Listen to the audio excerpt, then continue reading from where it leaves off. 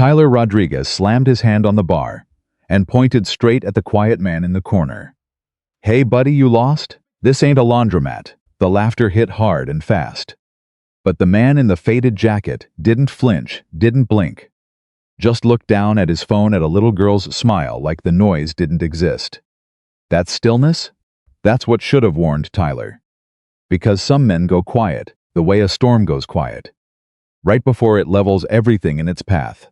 Drop a comment with your city. I want to see how far this story travels. Subscribe if you believe. Real strength doesn't always announce itself. The Harbor Line bar sat 3 blocks from the naval base, close enough that you could still smell the salt water and jet fuel if the wind came in right off the bay. It wasn't a fancy place. Hadn't been since about 1987, when somebody had the idea to nail a decommissioned ship's wheel to the wall behind the liquor bottles and call it nautical decor. The wood floors were scuffed from 1,000 pairs of combat boots. The stools were mismatched. The draft beer was cold and honest, and that was all anybody who came here really needed. On Friday nights, the place filled up with a specific kind of man. Active duty, veterans. Contractors who'd done 3 tours and couldn't quite figure out how to sit still in civilian life. Men who communicated in shorthand half-sentences, nods, the kind of silence that meant more than most people's paragraphs. The bartender, a retired chief petty officer named Lou, knew every regular by their last name and their drink. He didn't ask questions. He didn't need to. He'd seen enough in his 30 years of service to understand that some men came to the bar to talk, and some men came to the bar to be somewhere that didn't require them to explain themselves. Ethan Cole walked in at 8:47 on a Friday night. Lou saw him come through the door and immediately reached for the Jameson. Not the good stuff. Ethan never ordered the good stuff. He always said the same thing. The regular stuff works just fine for a man who's just trying to get through the night. Lou had never asked what Ethan meant by that. He suspected he already knew. Ethan was 36 years old, though he could have passed for older on a hard week and younger on a good one. Tonight was somewhere in between. His work jacket was faded. Olive green, the kind of jacket that had been washed so many times it had lost its original color and settled into something more honest. His boots were steel-toed and worn down at the heel. His hands, when he set his backpack down on the stool beside him, were the hands of a man who worked with them. Cracked at the knuckles. Permanently stained at the fingertips with something industrial grease or hydraulic fluid or both. He had a way of sitting that was very still and very aware at the same time, like an engine that was idling but hadn't actually turned off. He set the backpack beside him carefully, not because it was heavy, but because it contained a folder of his daughter's drawings, Maya, 8 years old, and he treated them the way other men treated important documents. With intention, with a quiet kind of reverence that most people in that bar would never notice and he would never explain. He ordered his drink. He pulled out his phone. On the screen was a photo. Maya had insisted on taking that morning before he left for work. She'd grabbed his phone off the kitchen counter while he was making her lunch, aimed it at herself, and grinned so wide that both of her top front teeth, both missing, made her look absolutely ridiculous and absolutely perfect at the same time. She had his eyes, dark and steady, and a little older looking than they should have been for her age. She had her mother's laugh, though. He knew that even now, 4 years after everything, some sounds stay in you longer than you think they will. He looked at the photo for a moment. Then he set the phone face up on the bar and took a slow, quiet drink. 12 hours. He'd put in 12 hours today, replacing the hydraulic lines on a rescue diver's emergency descent system, then recalibrating the pressure sensors on a set of maritime life support equipment that was supposed to ship to a Coast Guard station by Monday. The work was precise. It required patience and a familiarity with systems that most people didn't know existed until those systems were the only thing standing between someone and the bottom of the ocean. Ethan had been doing it for 4 years. He was very good at it. He never talked about the fact that he understood those systems the way he did, because he had once depended on them for his own life. He was just the repair guy. That's what it said on his work badge anyway. He wasn't there to make friends tonight. He wasn't there to impress anyone, or strike up a conversation about the old days, or get into a debate about geopolitics over a second round. He wanted one drink, maybe two. He wanted to sit in a place where the baseline noise level matched something close to what his nervous system recognized as normal, the low rumble of men who'd been through things, the clink of glass, the muted game on the television. Nobody was really watching. And then he wanted to drive home, pay Mrs. Garrity from next door for watching Maya, check on his daughter sleeping, and stand in the kitchen for 5 minutes in the quiet before he allowed himself to finally feel how tired he actually was. That was the plan. Tyler Rodriguez had other ideas. Tyler was sitting at the large table near the pool table with 5 other guys from his unit, and from the way they were holding court, you could tell that this table had been theirs all night, and possibly every Friday night before this one. They were loud in the way that certain young men are loud when they feel entirely justified in the space they occupy. Not mean, exactly, not yet, just expansive. Confident in the way that comes from being genuinely good at something dangerous and being consistently told so. Tyler was 34, built like a question mark that somebody had straightened out by force. Square shoulders, a jaw that looked like it had been designed in a lab to communicate authority. His forearms rested on the table in the unhurried way of a man who knew he could handle whatever happened next. He had a challenge coin collection that covered most of a shadow box back in his apartment, and a service record that genuinely commanded respect. He had earned his place at that table and in that unit, and he knew it. He also had a habit, one of those habits that develops slowly and feels like confidence right up until the moment it reveals itself as something smaller, of sizing up every person who walked through a door and deciding immediately whether they belonged. He saw Ethan walk in. He watched him sit down, watched him set the backpack down like it was something precious. Watched him order without looking up at Lou. Watched him pull out his phone and look at whatever was on the screen with that expression, soft, private, something almost tender that Tyler's brain translated immediately as weakness. He leaned over to the guy next to him, a stocky operator named Reeves, and said loud enough to carry but not quite loud enough to be a direct address. "Check out the guy at the bar." "Think he wandered in from a PTA meeting," Reeves snorted.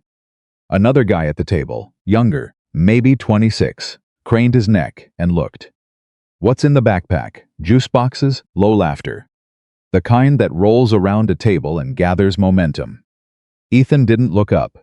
That non-reaction, that complete absence of any visible acknowledgement, seemed to do something to Tyler. Not quite irritate him, not quite challenge him, but something. Like a question he hadn't expected to be left unanswered. He raised his voice slightly. Not shouting, just projecting. "The way you talk, when you want a specific person to understand that they're being talked about." "Hey, buddy." He said it the way you say it when buddy isn't a friendly word. "You sure you're in the right place?" "This bar's not really he made a vague gesture at Ethan's general direction, civilian kind of spot, you know. The table laughed. A few heads at other stools turned. Ethan didn't move. His eyes stayed on his phone. His right hand brought the glass to his mouth, slow and deliberate, and he took a drink. Lou, behind the bar, kept his expression absolutely neutral. He was very good at that. He had developed it as a survival skill, over decades of knowing when a room was about to make a mistake.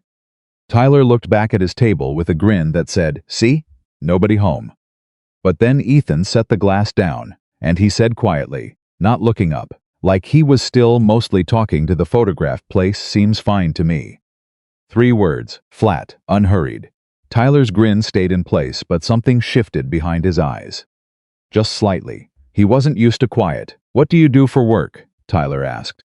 "If you don't mind me asking." The "if you don't mind me asking" had the warmth of a clinical diagnosis. Ethan finally looked up. He had the kind of eyes that were difficult to read, not because they were hiding something, but because they were genuinely still. Not checked out, not afraid, just still, like water in a deep place. "I fix equipment," Ethan said. "Equipment," Tyler repeated, and you could hear the air quotes around the word. What kind of equipment? Rescue systems, maritime. Life support gear for divers and emergency response units. Tyler tilted his head. So what? Like boats, some boats. Some not, huh? Tyler picked up his beer, so basically a maintenance guy. Basically, Ethan agreed. He said it without any heat. Without any edge, he just confirmed it. Like a man agreeing that yes, today was Thursday. That seemed to bother Tyler more than pushback would have.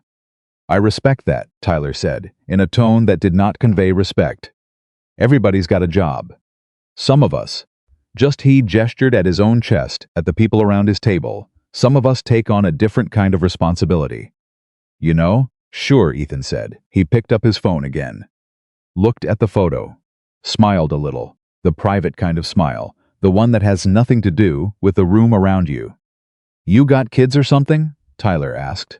The way you keep looking at that phone. Ethan looked at him then. Really looked at him. And something in that direct gaze made Reeves, sitting beside Tyler, go a fraction quieter without knowing why. I have a daughter, Ethan said. She's 8. Single dad?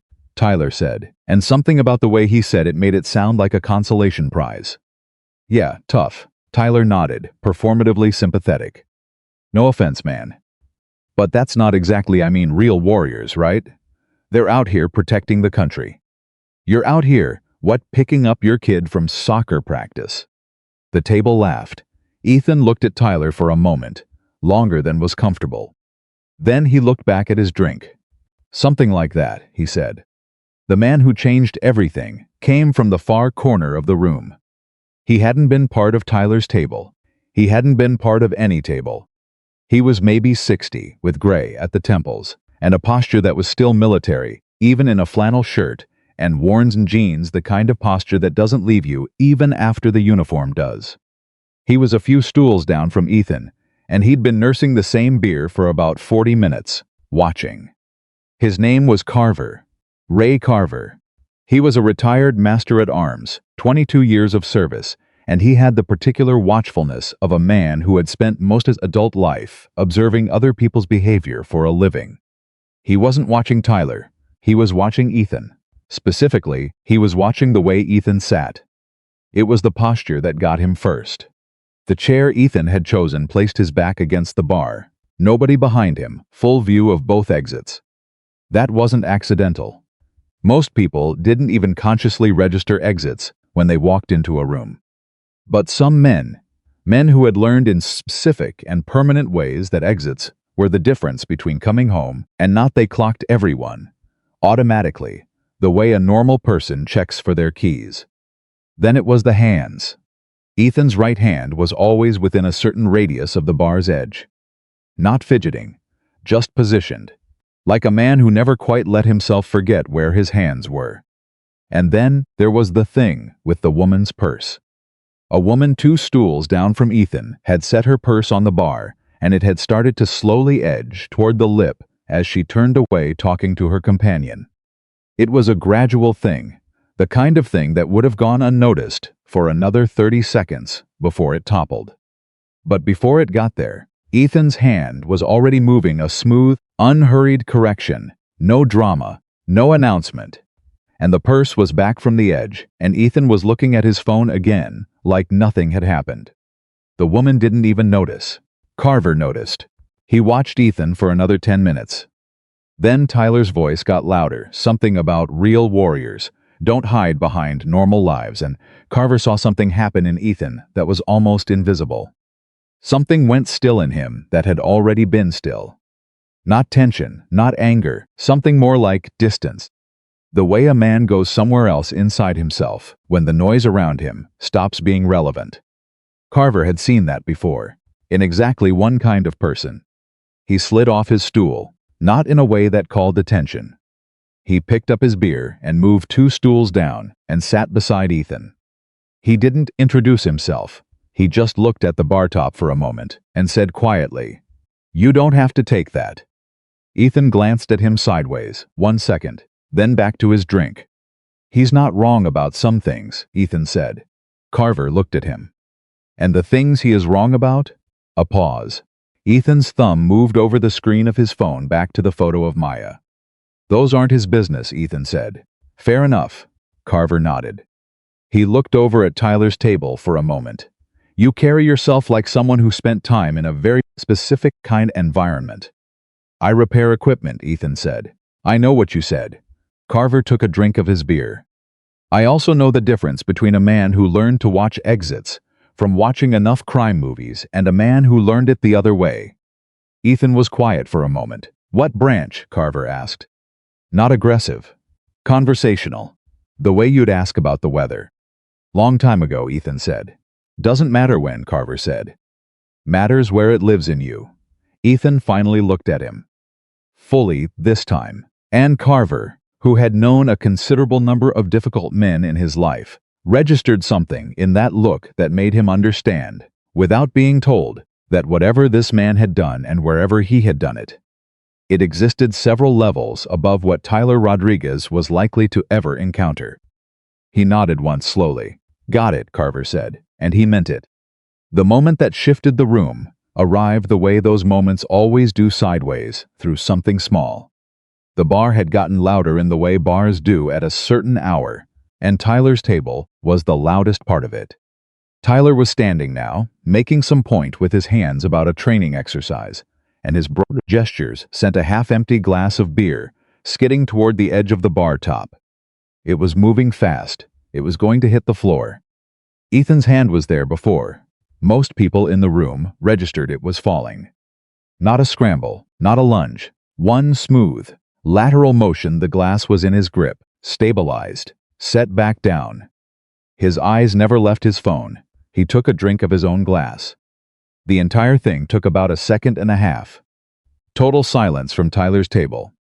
Not the good kind of silence, the kind that happens when something has occurred that doesn't fit the story you've been telling yourself. Tyler stared at him. Then he recovered. He smiled, the performance of being unimpressed.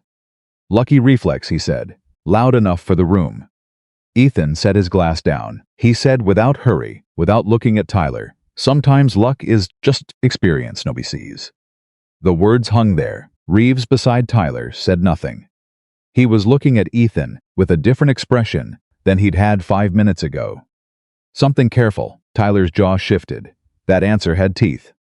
Not the obvious kind. No raised voice, no squared shoulders, but the kind that stays with you. The kind of answer that makes you realize the person giving it has been somewhere you haven't. He pushed back from his stool and walked toward the bar. Toward Ethan. He stopped 2 feet away and leaned against the bar top with the confidence of a man who owned whatever room he was standing in. "Okay," he said. "So you've got quick hands, and you've got a way of talking that makes it sound like you've actually done something." He looked Ethan over, slow, evaluative, like an appraiser who hadn't decided yet. "So tell me, what did you do? Before the equipment repair gig? Before the PTA meetings and the single dad routine?" Ethan looked up at him. "That's a long story," he said. "I got time." "I don't think you do," Ethan said simply. Tyler straightened slightly. "I'm asking you a direct question. If you actually served, and I'm not saying you did, then what was your unit? What was your call sign? Because in my world, you are what your call sign says you are.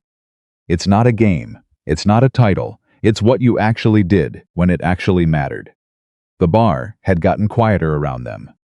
Lou had stopped pretending to wipe down glasses. Ethan looked at Tyler for a long time, the kind of long that makes other people uncomfortable. Then he looked away, back at the bar top, back at the photo on his phone. "Some names," he said, "belong to people who didn't come home." He said it quietly. He said it the way you say something that is so much larger than the room you're in that there's no point in saying it at full volume. "And I've been working pretty hard," he continued, "to be something those people would recognize. Not what I was, just something good enough." Tyler opened his mouth. The door of the bar opened first. The man who walked through it was not large. He was not young. He was in his late 50s, with close-cropped silver hair and a military bearing that had clearly never received the memo about retirement. He wore a plain dark jacket and jeans, and he stood in the doorway for exactly 2 seconds, long enough to read the room the way a man reads terrain before his eyes landed on the figure sitting at the bar. And he stopped. Ray Carver, still on his stool, looked at the new arrival and felt the hair on his arms rise slightly in the way they did when something significant was about to happen. The man walked into the bar slowly, with the purposeful economy of movement that belongs to people who have learned to conserve energy in environments where energy is the difference between success and failure. He walked past Tyler without looking at him. He stopped behind Ethan Cole, and he said, very quietly, barely above the level of the ambient noise, a single name. Viper 1. Ethan's hand went still on his glass. Very still. The bar was quiet enough now that several people heard it. Tyler heard it, Reeves heard it, Lou heard it. And every single one of them registered, in the way human beings register certain things, without consciously understanding why that whatever was happening in this room had just changed categories. Entirely. Ethan set down his glass. He turned on the stool. He looked at the older man for a moment, and something crossed his face that was not quite emotion, and not quite its absence. Something older and deeper and more complicated than anything that had been in that bar all night. Chief, he said, very quietly, like a word said in a place where only two people could hear it.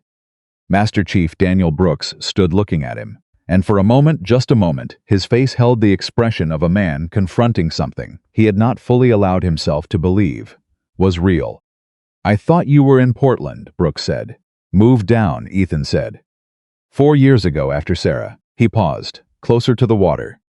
Maya likes the water. Brooks nodded slowly. He looked at Ethan for another moment with the kind of look that carried a whole conversation's worth of things neither man was going to say in a bar full of people.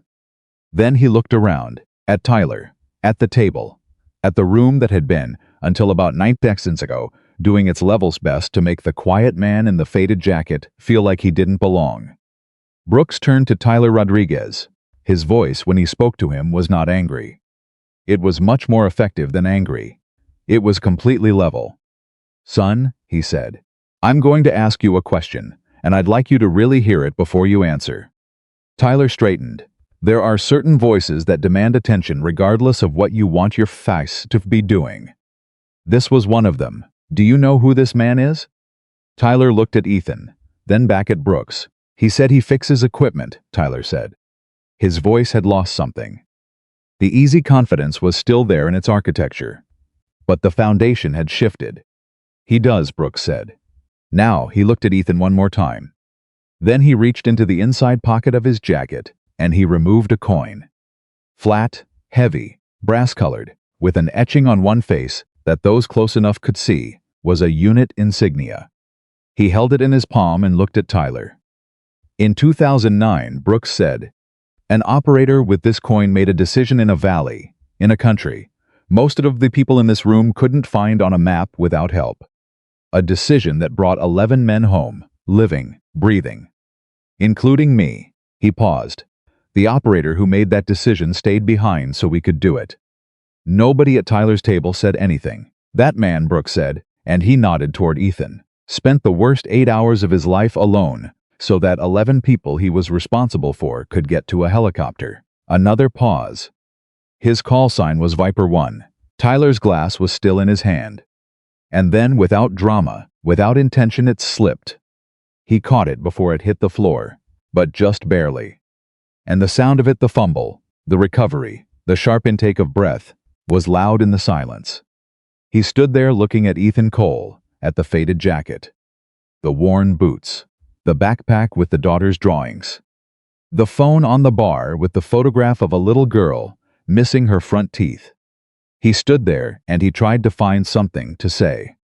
And for the first time in a very long time, Tyler Rodriguez came up entirely empty. Ethan looked at Brooks for a moment. Then he looked at Tyler, and what was on his face was not triumph. It was not satisfaction. It was not even the particular quiet dignity of a man who has been vindicated. It was something more uncomfortable than any of those things. It was tiredness. The deep, specific tiredness of a man who has been carrying something heavy for so long that he has forgotten what it felt like not to be carrying it, and who is now, against his will, having it held up in the light for people who were never supposed to know it was there. He turned back to the bar. He picked up his phone. He looked at the photo of Maya, he said quietly, mostly to himself, though Carver and Brooks both heard it. I just wanted one drink. There was a long silence, and then, from somewhere behind him, Tyler Rodriguez, Navy SEAL, decorated operator, the most confident man in any room he entered, said two words. Quietly, without performance, I'm sorry. Ethan didn't turn around immediately. He sat with it for a moment. The way you sit with something when you're deciding what to do with the weight of it. Then he turned. He looked at Tyler, straight, level, with those still, deep eyes. You don't need to be sorry, he said. You need to be better. He picked up his drink. He took a slow sip. And the room, without anyone announcing it, began very quietly to rearrange itself around the truth of what it had just witnessed. He had not come to the Harbor Line bar to be Viper 1. He had come because he was tired, and because Maya was asleep at home with Mrs. Garrity, and because sometimes a man needs to sit in a place that doesn't require him to explain himself. But the past has a way of finding you. It always does. Especially when it owes you something. The silence, after Tyler Rodriguez dropped his glass, lasted exactly long enough to become something permanent. Not the silence of an empty room. The silence of a room full of people who had just realized they had been watching the wrong thing. Like a crowd at a magic show who finally understood the coin had been behind the other hand the whole time. Tyler stood there with his drink barely recovered, his knuckles white around the glass, and he did something that nobody at his table had ever seen him do before. He looked uncertain, not afraid. Tyler Rodriguez wasn't built for afraid. But uncertain. That was different. That was the expression of a man who had walked into a room, absolutely sure of the architecture, and then discovered the floor was 3 feet lower than expected. His footing was gone, and he was compensating. And the effort of compensating was visible, in a way that his confidence had never been. Master Chief Daniel Brooks didn't move. He stood where he was, with the challenge coin still in his open palm, and he watched Tyler with the patient, measuring expression of a man who had spent 30 years deciding what to do with young operators who didn't yet understand the difference between power and strength. He had seen this before. He had corrected it before. The question was always the same. What did the person do with the correction? Your drink okay, Brooks said, quietly, almost gently. Tyler looked at the glass in his hand. Yeah. His voice had dropped about 2 registers. Yeah, I'm good. Good, Brooks said. He closed his hand around the coin. He didn't put it away. He just closed his hand around it the way a man holds something he's been carrying for a long time. Then sit down. Tyler sat down. Reeves, across the table, stared at the surface in front of him, like he was reading something written there. The younger guy, the one who'd made the juice box crack, had gone very still in the specific way of a 26-year-old. Who has suddenly understood that he is in the presence of a different order of experience than he's equipped to process. Ray Carver, on his stool 2 down from Ethan, picked up his beer and took a long, slow drink. He set it down. He said nothing. But he nodded once, almost imperceptibly, and the nod was the kind that meant he'd seen what he thought he'd seen, and he'd been right about it, and he took no particular pleasure in being right. Lou, behind the bar, quietly refilled Ethan's glass without being asked. Ethan looked at it. Then he looked at Brooks. You didn't have to do that, he said. I know, Brooks said. I was handling it. I know that too. Brooks pulled out the stool beside him and sat down. He set the coin on the bar top between them. He looked at it for a moment. Doesn't mean I was going to stand there and watch. Ethan said nothing. When did you get in? Brooks asked. The question had the tone of 2 men who had not seen each other in years, picking up a conversation that had never technically ended. Tonight, I mean. What time? 8:40-something. How long have you been getting the commentary? From the table over there. Long enough. And you were just going to sit there and take it. I was just going to finish my drink and go home, Ethan said. That's it. That's the whole plan. Brooks looked at him. You know, I can't tell if that's discipline or just exhaustion. Maybe both, Ethan said. Brooks almost smiled. Maybe both. He looked down at the coin. Then back up. How's the work? It's good. Steady. They're good people to work for. You like it? Ethan thought about that for a moment. Genuinely thought about it. The way he considered things without rushing to an answer, just because a question was in the air. Yeah, he said. I do. It's useful. The systems I work on, when they function right, people live. When they don't, he paused. I understand the stakes. That part I know how to do. You always did, Brooks said. Another silence, comfortable this time. The kind that exists between people who have shared something that can't be adequately described to anyone who wasn't there. At Tyler's table, the conversation had not resumed. The group sat with their drinks in a loose, uncomfortable arrangement that looked like a party where someone had just delivered bad news. Reeves had his elbows on the table and was looking at his hands. Tyler was looking at the bar at Ethan's back, specifically with an expression that cycled through things too quickly to name any one of them. He was running numbers. That was what Tyler's brain did when it was in trouble. It ran numbers. It calculated. It looked for the angle, the way in, the reframe that would give him back the solid ground he'd been standing on 20 minutes ago. But the numbers weren't working, because what Brooks had described 11 men, a valley, 8 hours alone, a decision that brought everyone home. That wasn't a story you could reframe. That was a fact. Facts don't care about how you've been presenting yourself. Facts just sit there. Reeves leaned in and said, "Lo, you good?" "I'm thinking," Tyler said. "About what?" Tyler looked at him. "About the last 45 minutes. He set his glass down. "About what I said." Reeves was quiet for a moment. "You didn't know." "No," Tyler said. "I didn't know." He picked up a cocktail napkin and turned it over in his hands without looking at it. "But here's the thing that's bothering me, Reeves. Even if he'd just been a regular guy, even if he'd been exactly what he looked like, what I said was still." He stopped himself. "Still what?" "Still wrong," Tyler said. "Flat factual." Like he was reading it off a page, Reeves said nothing.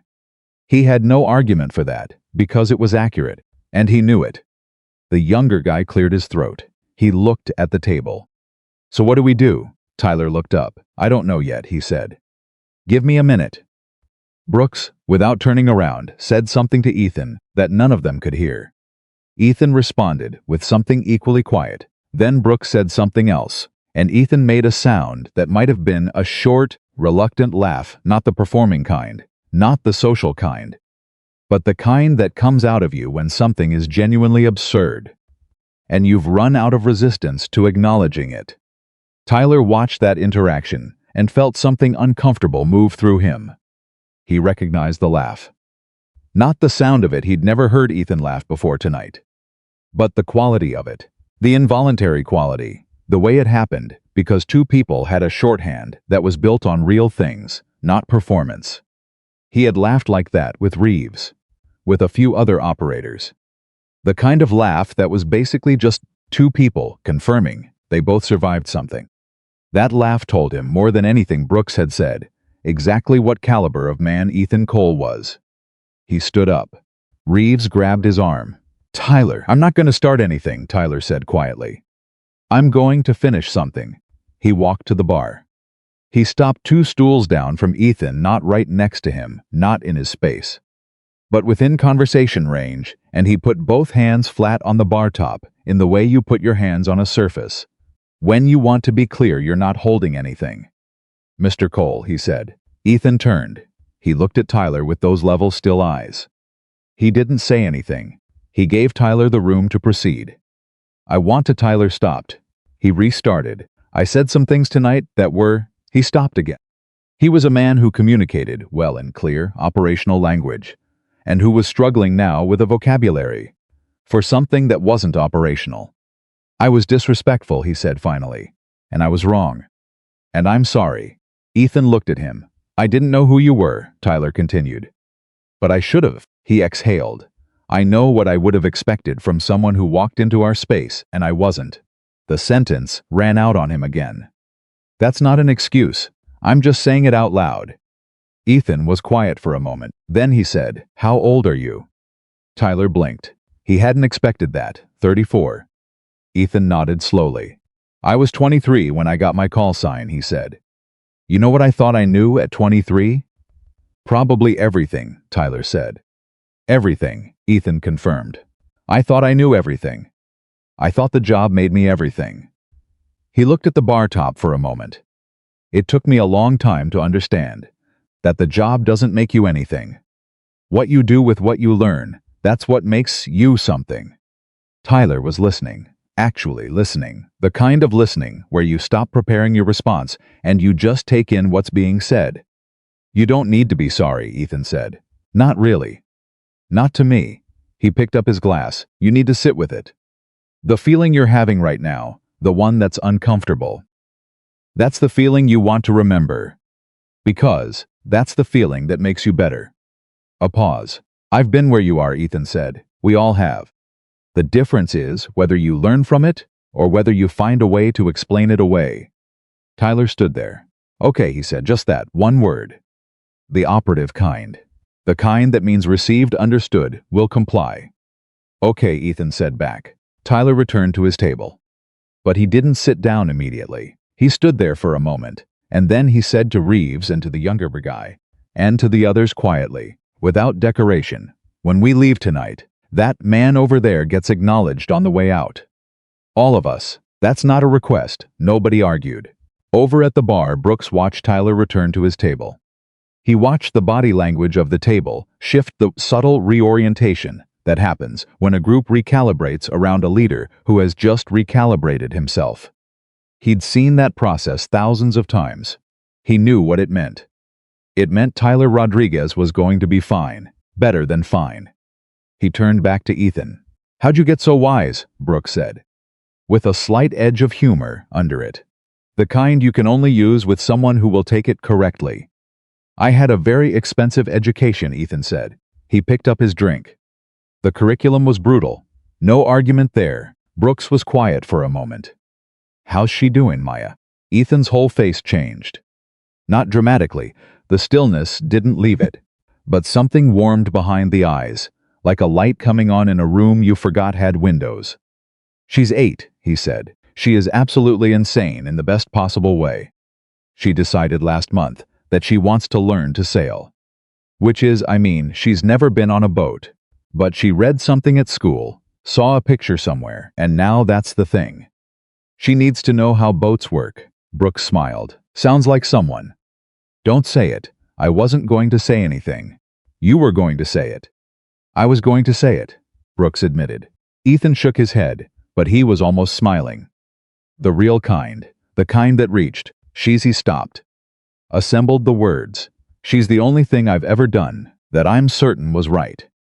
The rest of it, all of it, the decisions, the missions, the stuff I'd do differently then, and the stuff I wouldn't, all of it becomes secondary the minute I think about her. Brooks looked at him for a long moment. She knows anything about before? No, Ethan said. He didn't say it defensively. He said it simply, the way he said most things. She knows I was in the Navy. She knows I left because I wanted to be home with her. She's 8. That's enough. That's the right amount. He paused. She asked me once if I was a hero. Brooks waited. I told her heroes are people who choose somebody else over themselves, Ethan said. And that I chose her, so she gets to decide. The bar had relaxed. It was still full, still loud in the peripheral way, but the specific tension of an hour ago had dissolved into something else. Something more honest. Carver had re-engaged with a couple of older guys down the bar. Lou was making a run of drinks for a new group by the door.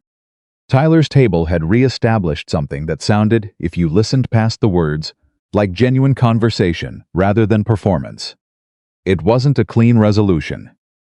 Clean resolutions didn't happen in real life, and Ethan had stopped expecting them a long time ago.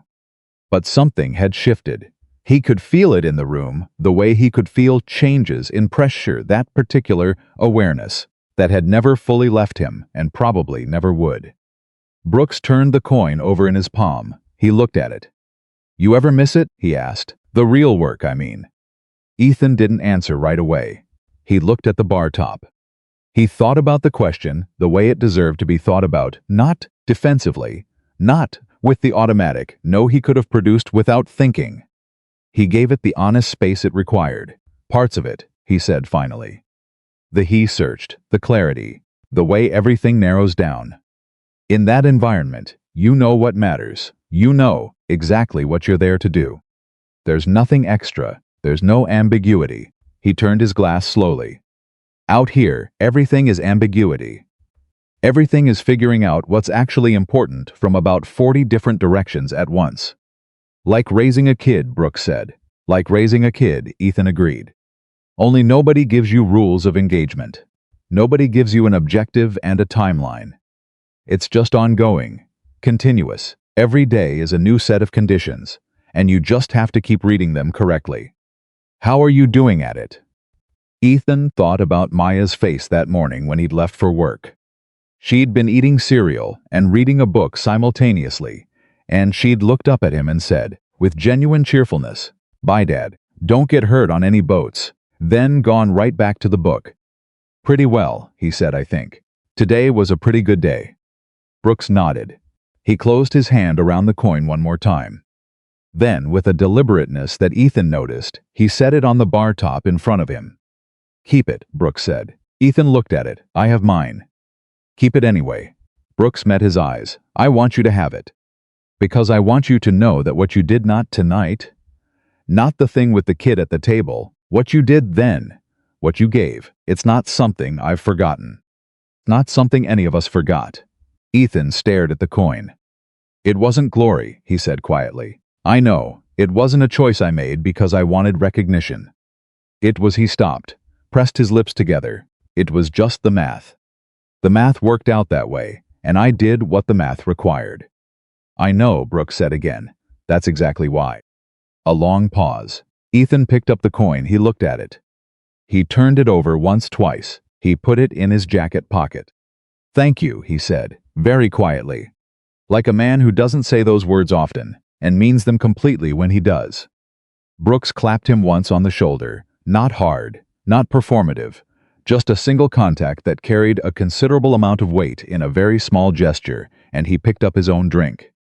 The bar went on around them. Outside, across the parking lot, past the salt smell of the bay that had been coming in steady and cool all evening, Ethan's truck sat where he'd parked it 2 hours ago. In the center console was Maya's permission slip for a school trip he'd forgotten to sign, and 3 quarters, and a purple crayon she'd left there after drawing something she'd described as a sea monster, but a nice one. On the passenger seat was his work bag and a library book he'd been meaning to return for 2 weeks, and that Maya had started reading without asking, and was already 60 pages into. His life. Regular, specific, unglamorous, full of unsigned permission slips and overdue library books, and the particular joy of watching an 8-year-old discover that she could read faster than her father. He would drive home in a little while. He would pay Mrs. Garrity. He would stand outside Maya's door for a moment, just a moment, the way he always did, making sure the specific sounds of her sleeping were exactly what they should be, an old habit with a new reason attached to it, and then he would go to bed. Tomorrow was Saturday. Maya had informed him on Wednesday that Saturday was going to involve pancakes and a documentary about ocean currents.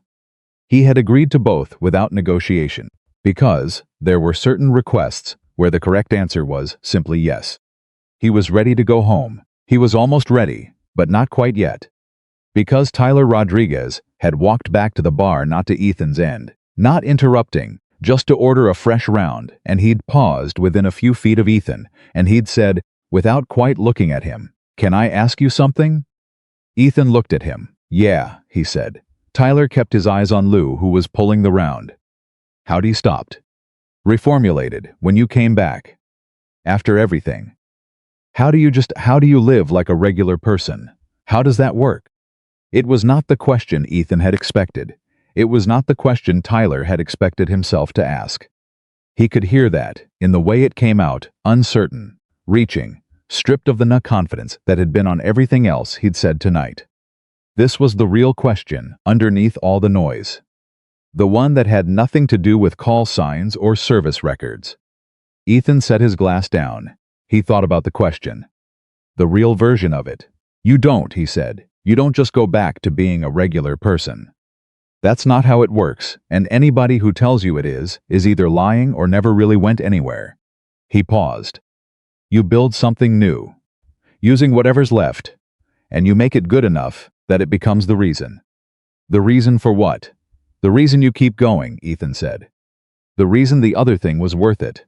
Tyler absorbed that. Maya, he said. Not a question, just putting it together. Maya, Ethan confirmed a pause. She sounds like a good kid, Tyler said. She's the best kid, Ethan said. And the way he said it, simple, absolute, with exactly zero self-consciousness, was the most confident thing he had said all night. Tyler nodded slowly. He took his drinks back to his table. Ethan sat with his for a little while longer. Brooks had gone quiet beside him, working through his own drink and his own thoughts, which was one of the things Ethan had always valued about Daniel Brooks. The man understood when to talk and when to let silence do its job. Carver was still down the bar. He caught Ethan's eye at one point and raised his glass a fraction. Ethan returned the gesture. The bar existed around him. Warm, loud, imperfect, real. Full of men who had been through things they couldn't explain to people who hadn't, and who had found this particular room on this particular block because it was one of the few places the weight felt slightly more distributed. He understood that. He'd understood it the first time he walked in here, 6 months after moving to the coast. Before he'd told anyone anything about himself. Before Lou knew his drink or Carver knew his posture or anyone had registered his name. He'd walked in and felt the room and known he could be quiet here. That still held, even tonight, even with everything tonight had been. It still held. He finished his drink. He reached into his jacket pocket and felt the coin, Brooks's coin, now his, between his thumb and forefinger.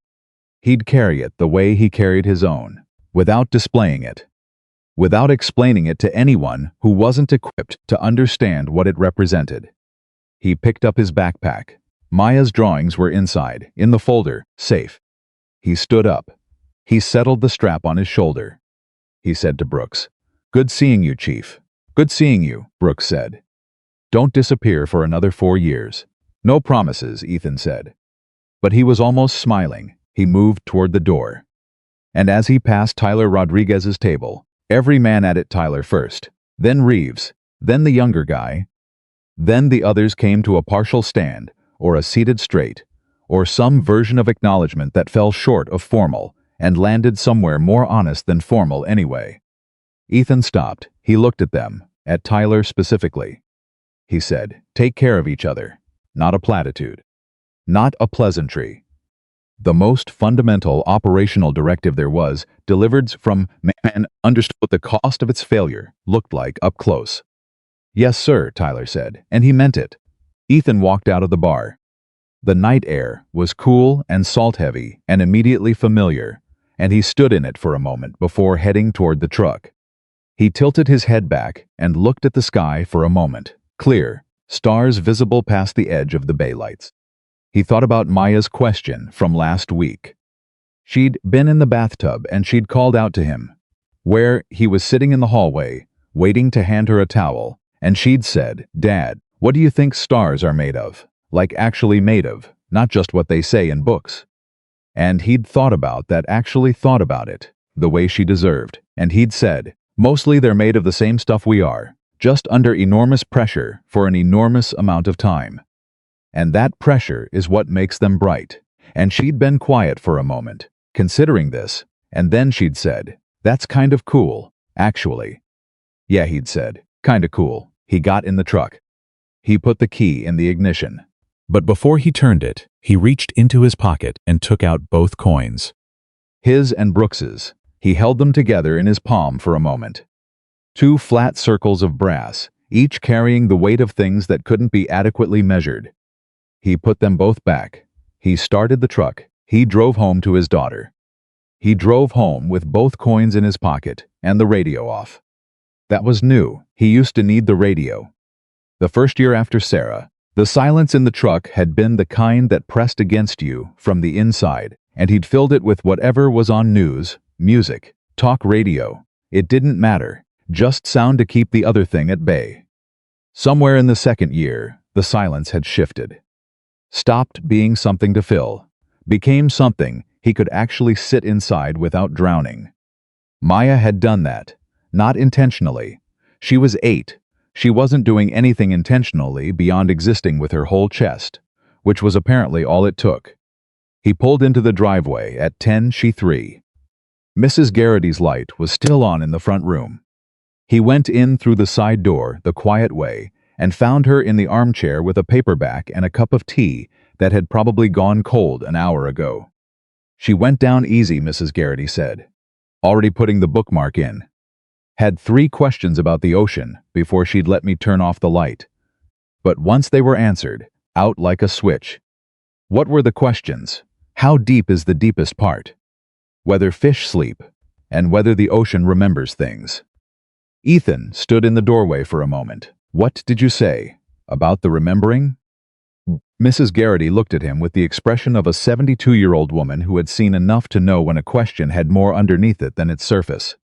I told her, the ocean keeps everything that falls into it, she said. But it doesn't hold on. It just carries things forward.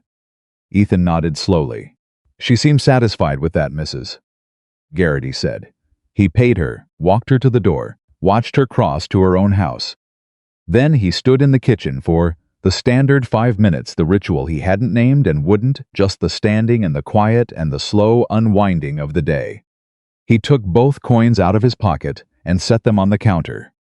Looked at them under the kitchen light. 2 circles of brass. 2 separate weights. Then he went to Maya's door. He stood outside it. He listened to the specific rhythm of her breathing, even deep, the absolute surrender of childhood sleep, and he held that sound in his chest for a moment. The way you hold something you know is fragile.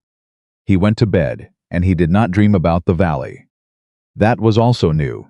The first 18 months after he came home, he'd dreamed about it almost every night. Not always dramatically. Sometimes it was just the smell of the air, or the angle of light, or the sound of a specific frequency of radio static that nobody's radio was producing. The brain filing things it hadn't finished processing. Working the overnight shift, whether you wanted it to or not. Gradually those nights became fewer, not gone, never fully gone, but fewer. And on the nights they didn't come, he'd started understanding that the space they'd left wasn't emptiness, it was just room for other things. For Maya, stealing his phone at 6:30 in the morning to take photos of her own face. For the particular sound of her laughing at something that was genuinely funny to an 8-year-old and would never be fully explainable to an adult. For all of it. For the regular, complicated, inexhaustible weight of a life that was actually his. He slept. And in the morning, Maya made him tell her everything about the bar. Not because she'd sensed something happened. She was 8. She'd slept through all of it, but because she'd apparently decided that she wanted to know more about what his evenings were like. A line of inquiry she pursued with the methodical persistence of a very small investigative journalist. Who was there, she said, spooning cereal without looking at it, eyes on him. Some guys from the base, an older man I used to know. What's his name? Brooks, Daniel Brooks. Is he your friend? Ethan considered the word. Yeah, he said, he is. A good friend or a regular friend? What's the difference? Maya looked at him like this was an astonishing question. A good friend is someone who shows up when something is happening. A regular friend is someone you talk to when nothing is happening. Ethan looked at her for a moment. A good friend, he said. Maya nodded, apparently satisfied, and went back to her cereal. Was there anyone mean? He paused. There was someone who said some things that weren't very. He found the right word carefully. Considerate. What did you do? I didn't do anything. She looked up. Why not? Because doing nothing is sometimes the most powerful thing you can do, he said. It gives the other person room to figure out what they got wrong. Maya chewed on that along with her cereal. And did they figure it out? Yeah, Ethan said. They did. Good, she said. And then, seamlessly, without transition, can we watch the ocean documentary after pancakes? Absolutely, he said. And that was Saturday. But something had shifted, and Ethan felt it the way he felt pressure changes, not as a clear thought, but as a change in the quality of the air around him. Something had moved on Friday night. Not dramatically. Not in the way the movies would have it move, with a speech and a camera, and a crescendo in the score. Just the regular, tectonic way that real change moves slow, and underground, and then suddenly visible when the surface catches up. He found out how visible on Monday morning. He'd been at work for about 2 hours, kneeling under the pressure housing of a rescue descent unit that was giving him a pressure reading anomaly on the secondary gauge, when his phone buzzed. Unknown number. He let it go to voicemail. 2 minutes later, it buzzed again. Same number. He straightened up, wiped his hands on a shop rag, and answered it. "This is Cole, Mr. Cole." A voice measured official, with the particular cadence of someone who had spent years in formal environments. "My name is Lieutenant Commander Walsh. I'm stationed at Naval Station. I was given your number by Master Chief Daniel Brooks." Ethan went very still. "I see," he said. "I wanted to reach out directly," Walsh continued, "because something was brought to my attention this weekend that I wanted to address with you personally. I understand you were at the Harbor Line Bar on Friday evening." "I was, and that you had an encounter with some personnel from my unit." "I wouldn't call it an encounter," Ethan said carefully. "More of a conversation, a brief pause, whatever we call it. I understand there were some things said that were out of line. And I wanted to." Another pause, shorter. "I wanted to make sure you knew that doesn't represent what we stand for. Or what we try to build in these operators." Ethan leaned against the workbench. He thought about Tyler's face when he'd said, "I'm sorry." The way the confidence had drained out and left something younger behind it. Something teachable. "Lieutenant Commander," he said, "with respect, I think your operator is handling it. I think he understood what he needed to understand." "That may be," Walsh said, "but I still wanted to make the call." "I appreciate it," Ethan said, and he meant it. Another pause. "Brooks speaks very highly of you," Walsh said, carefully. "The way you say something carefully when you're aware you don't have the full picture, and you're not going to push for it." "Very highly. He's generous," Ethan said. "Is that what it is?" Ethan said nothing. "All right, Mr. Cole," Walsh said. "I won't take more of your time. I just thank you for your service and for handling Friday the way you did." The call ended. Ethan stood there for a moment with the phone in his hand. Then he put it in his back pocket and got back under the pressure housing. The anomaly was a microfracture in the secondary gauge line. Hairline. The kind you only found if you knew what you were looking for, and you were looking at exactly the right angle, in exactly the right light. He spent 40 minutes tracing it, confirmed the location, marked it for replacement, and wrote up the report, with the specific, careful language his supervisor had told him 3 years ago was the best he'd ever seen in a maintenance report, from someone without an engineering degree. "You have a gift," his supervisor, a broad-shouldered man named Harrigan, had told him once, "for understanding how things fail. It's a specific kind of education," Ethan had said. He filed the report. He moved to the next unit. At lunch, his phone buzzed again. This time it was Brooks. The text said, "Walsh called you this morning." Ethan texted back, "He did. You didn't need to do that." 3 seconds later, "Yes, I did. Also, there's something I need to tell you. Call me when you're free." Ethan read that twice. He put the phone down. He ate his lunch. He called Brooks at 1:15. Brooks answered on the second ring. "What is it?" Ethan said. "There's a ceremony," Brooks said, without preamble. The way he always started things he knew were going to be resisted. "Next month, at the base, annual service recognition for Special Operations veterans. They want to include an acknowledgement for the Mission 14 Echo team." The air in the break room shifted. Ethan said nothing. "No," Ethan said. "I haven't finished." "You don't need to finish," Ethan said. "I know what you're going to say, and the answer is no. They're not asking you to speak. They're not asking you to be in uniform. They're asking you to attend, to be present, to allow the men who came home because of you to formally acknowledge." "No," Ethan said again, quiet, absolute. Brooks was silent for a moment. "Why?" he said finally. Ethan pressed his free hand flat against the break room table. He looked at it. The cracked knuckles, the permanent stain at the fingertips. A working man's hand. Because I didn't do it for acknowledgement, he said. And being acknowledged changes what it was, even retroactively. I don't want that. It doesn't change anything, Brooks said. It changes how it feels, Ethan said, and that matters. Brooks was quiet. I made a choice, Ethan said, in a valley. Under specific conditions. I made the calculation that worked and I executed it. That's it. That's the whole story. The 11 men who came home, they came home because of a lot of decisions a lot of people made, and mine was one of them. Giving me a ceremony doesn't honor the decision. It turns it into something else. What does it turn it into? A performance, Ethan said. Flat, and I'm done with performances, a long silence. What about the men? Brooks said. What about what they need? Have you thought about that? Some of them have been carrying that night for 15 years, Ethan. Some of them have never been able to adequately. There are men in that unit who wake up at 3 in the morning, and they think about a call sign. Not a face, because they never got to say. Brooks. Ethan's voice was quiet, but the flatness in it had a specific density. Brooks stopped. Tell them I'm okay, Ethan said. Tell them I have a daughter who wants to learn to sail and I fix equipment that keeps people alive, and I'm doing fine. Tell them that's the acknowledgement. That's the whole thing. I'm fine. We're all fine.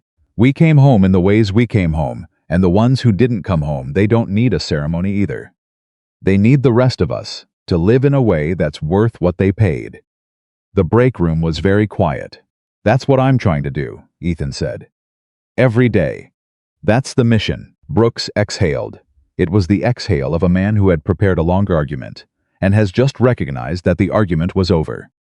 Okay, he said. Okay, Ethan said. You're the most stubborn man I've ever worked with, Brooks said. You worked with Carver for 7 years, Ethan said. You're the second most stubborn man I've ever worked with. I'll take it, Ethan said. He went back to work. He thought about the ceremony for exactly the amount of time it took him to walk from the break room back to the shop floor, which was about 45 seconds. And then he put it in the category of things that were resolved and stopped thinking about it. What he kept thinking about, what stayed with him in the background, the way certain things do, humming at a frequency you can't quite locate, was what Brooks had said. About the men in the unit, about waking up at 3 in the morning, about carrying it. He knew about carrying things at 3 in the morning. He knew the specific weight of it, the way it arrived precisely when your defenses were lowest. Distractions had been stripped away, and there was nothing between you and the thing you'd been not thinking about for 16 hours. He thought about Tyler Rodriguez going home, Friday night, and lying in the dark. And he knew, without having been told, without needing confirmation, that Tyler was awake at some point in the small hours of Saturday morning, running the math on what he'd said and what he'd seen and what he understood now that he hadn't understood before. That was what happened to men who had integrity underneath the bravado. The bravado was loud, but the integrity was the thing that kept you awake. That was actually a good sign.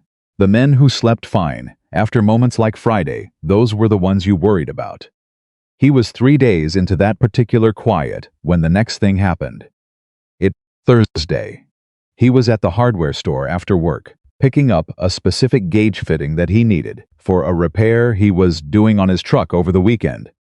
And he was standing in the fastener aisle, comparing two things that were nearly identical but not quite when he heard his name.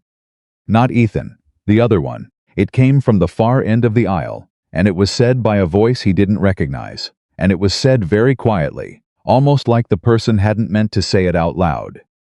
Viper 1? Ethan turned around. The man standing at the end of the aisle was in his mid-40s. Medium height, lean in the permanent way of someone who had run and run and run for enough years that the body had simply accepted running as its default state. He had a beard going silver at the edges, and eyes that had the same quality Ethan had always privately associated with men who had done specific things in specific places. Not hard, exactly, but settled. Completed. Like something had burned off within them, that burned off in certain men and left something cleaner but also more permanent behind. He was holding a can of paint and staring at Ethan like he'd just seen something come back from a long way away. Ethan stood still for a moment. "Who's asking?" he said. "Quiet, neutral." The man exhaled, a long, slow exhale that seemed to have been waiting a considerable amount of time. "My name's Calloway," the man said. "Marcus Calloway. I was with 3rd Platoon, SEAL Team 6, he paused. 15 years ago, Ethan held eye contact. "What platoon?" "Bravo," Calloway said. "Designated marksman. I was on the ridge." The ridge. There had been a man on the ridge. He'd provided cover fire for 12 minutes, while the team extracted across the open ground below. Ethan had never seen the man's face. He'd been 600 meters away in the dark, but he had heard, very clearly, the specific pattern of that rifle. The measured, deliberate cadence of someone who was making every round count. 12 minutes was a very long time to be on a ridge alone. "I know who you are," Ethan said. Calloway's jaw worked for a moment. "I didn't know you were," he gestured vaguely. "At the hardware store, at the fastener aisle, at the general, unremarkable ordinariness of everything around them. I didn't know you were here. I live about 8 miles east. I've been here for 2 years. I've been here 4, Ethan said. Calloway stared at him. 4 years, yeah. Something moved across Calloway's face. A sequence of things, quick, disbelief. Then something more complicated. "I thought you were." There was a while when nobody knew. He stopped. "There was a period where your status was." "I know," Ethan said. Simply, Calloway nodded. He stood there for a moment holding the paint can. He looked like a man who had prepared for a lot of outcomes in his life, and had not prepared for this particular aisle, this particular hardware store. "I'm sorry," Calloway said. I don't usually." He laughed short and a little unsteady. "I've had this thing in my head for 15 years. What I would say, if I ever, and now I'm standing here with a can of off-white interior, and I can't put 3 words together." "You don't have to say anything," Ethan said. "I know I don't have to," Calloway said. "I want to. That's different." He set the paint can on the shelf beside him. He looked at Ethan directly. "You bought us 12 hours. That was enough time for the extraction to reroute, and for everyone to get out. But you already know that." "I knew the math," Ethan said. "The math," Calloway repeated, a small pained smile. "Right, just the math." He paused. "Do you know what I saw from the ridge?" Ethan said nothing. "I saw one man," Calloway said. "Moving. Drawing contact away from the extraction point. Strategic, deliberate, like he'd already decided." He stopped. His voice had gone down a register. "I knew what that decision meant. I knew the calculation, and I sat on that ridge and I did my job and I watched and I..." He pressed his lips together. "I never told anyone how long it took me to move. After the extraction was complete. How long I just sat up there." Ethan was very still. "A long time," Calloway said. "That's all I'll say." The aisle was quiet around them. Someone walked past at the far end, oblivious. "I have a daughter," Ethan said after a moment. Calloway blinked. The shift in direction caught him slightly off guard. "She's 8, Ethan said. "Her name's Maya. She wants to learn to sail." He paused. "She asked me last week what stars are made of. I told her they're made of the same stuff we are, just under enormous pressure for a long time. And that's what makes them bright." Calloway looked at him. "That's the answer to your question," Ethan said. "Whatever you've been carrying from that ridge, that's the answer. I'm here. I'm fine. I have a daughter who is 100% too smart for me, and who will probably run some ocean research operation by the time she's 30. He paused. The math worked out. Calloway was quiet for a long moment. Then he said, "You sure you don't want a drink? Because I feel like I need a drink." Ethan almost smiled. "Yeah," he said, "I'll have a drink." They went to a diner down the street instead. Calloway said he wasn't up for a bar, said it too casually for it to be casual. And Ethan understood and didn't comment, and they sat in a booth with bad coffee and a view of the parking lot, and they talked for 2 hours. Calloway, it turned out, had left the service 4 years after the mission. Knee injury that ended his effectiveness as a field operator, which he'd made peace with in about the same non-linear, non-straightforward way that most men made peace with the things they hadn't chosen to give up. He was now doing security consulting for a private maritime firm, which meant he was doing something adjacent to what he'd always done while living in a world where the rules were different. He was married, 2 boys, 11 and 9. The 11-year-old played baseball with the specific obsessive focus that Ethan recognized as the gene passing forward, the one that makes a person drill one thing until it is completely mastered before moving on. The 9-year-old, Calloway said, was a complete chaos agent who had recently decided that the family's golden retriever needed to learn to skateboard. "Is it working?" Ethan asked. "Unbelievably slightly," Calloway said. "I don't understand how. The dog seems enthusiastic." Ethan laughed. "The real kind, the involuntary kind." Calloway watched him laugh and looked like a man who had been told something important was true and had just received the confirmation. They exchanged numbers before they left. Calloway said he wanted to get the kids together sometime, that his boys could use more people in their lives who understood the value of patience and precision. And Ethan said that Maya would absolutely attempt to teach them everything she knew about ocean currents within approximately 4 minutes of meeting them, and Calloway said that sounded like exactly the right energy. They shook hands in the parking lot. Calloway held it a second longer than a normal handshake. Not uncomfortable, not performative, just a duration that acknowledged something. "Viper One," he said, quietly. "The way you say a name when you mean what's behind it, not the word itself." "Marcus," Ethan said, because that was the right exchange. The call sign for the person, the past for the present. Calloway nodded. He got in his car. Ethan stood in the parking lot for a moment. He thought about the ridge.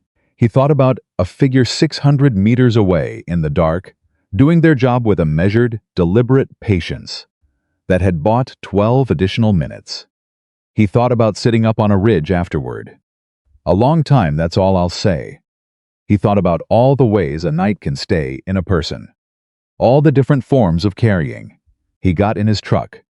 He had 30 minutes before he needed to pick Maya up from her after-school program.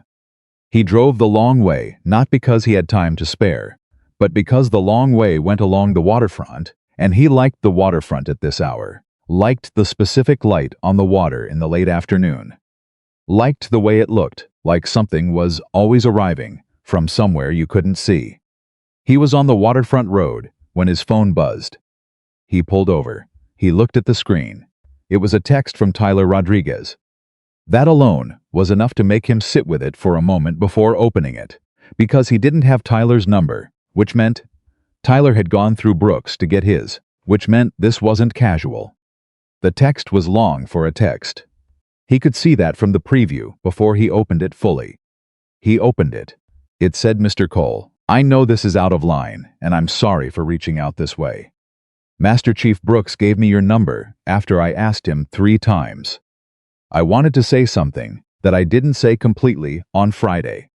I did apologize, but I didn't explain, and I think the explanation matters, even if you don't need it. What I said to you that night came from something I need to own. I've been in this job long enough to think I know what strength looks like. I've been told enough times what it looks like that I stopped questioning the picture. You sat down with your daughter's drawings in your bag, and you looked at her photo like that was the most important thing in the room, and I saw that as weakness because I didn't have a category for it. The truth is, I don't have a category for what I saw in you on Friday. I'm working on building one. I don't know if that matters to you." I wanted to say it anyway. Ethan read it twice. He sat with it for a moment.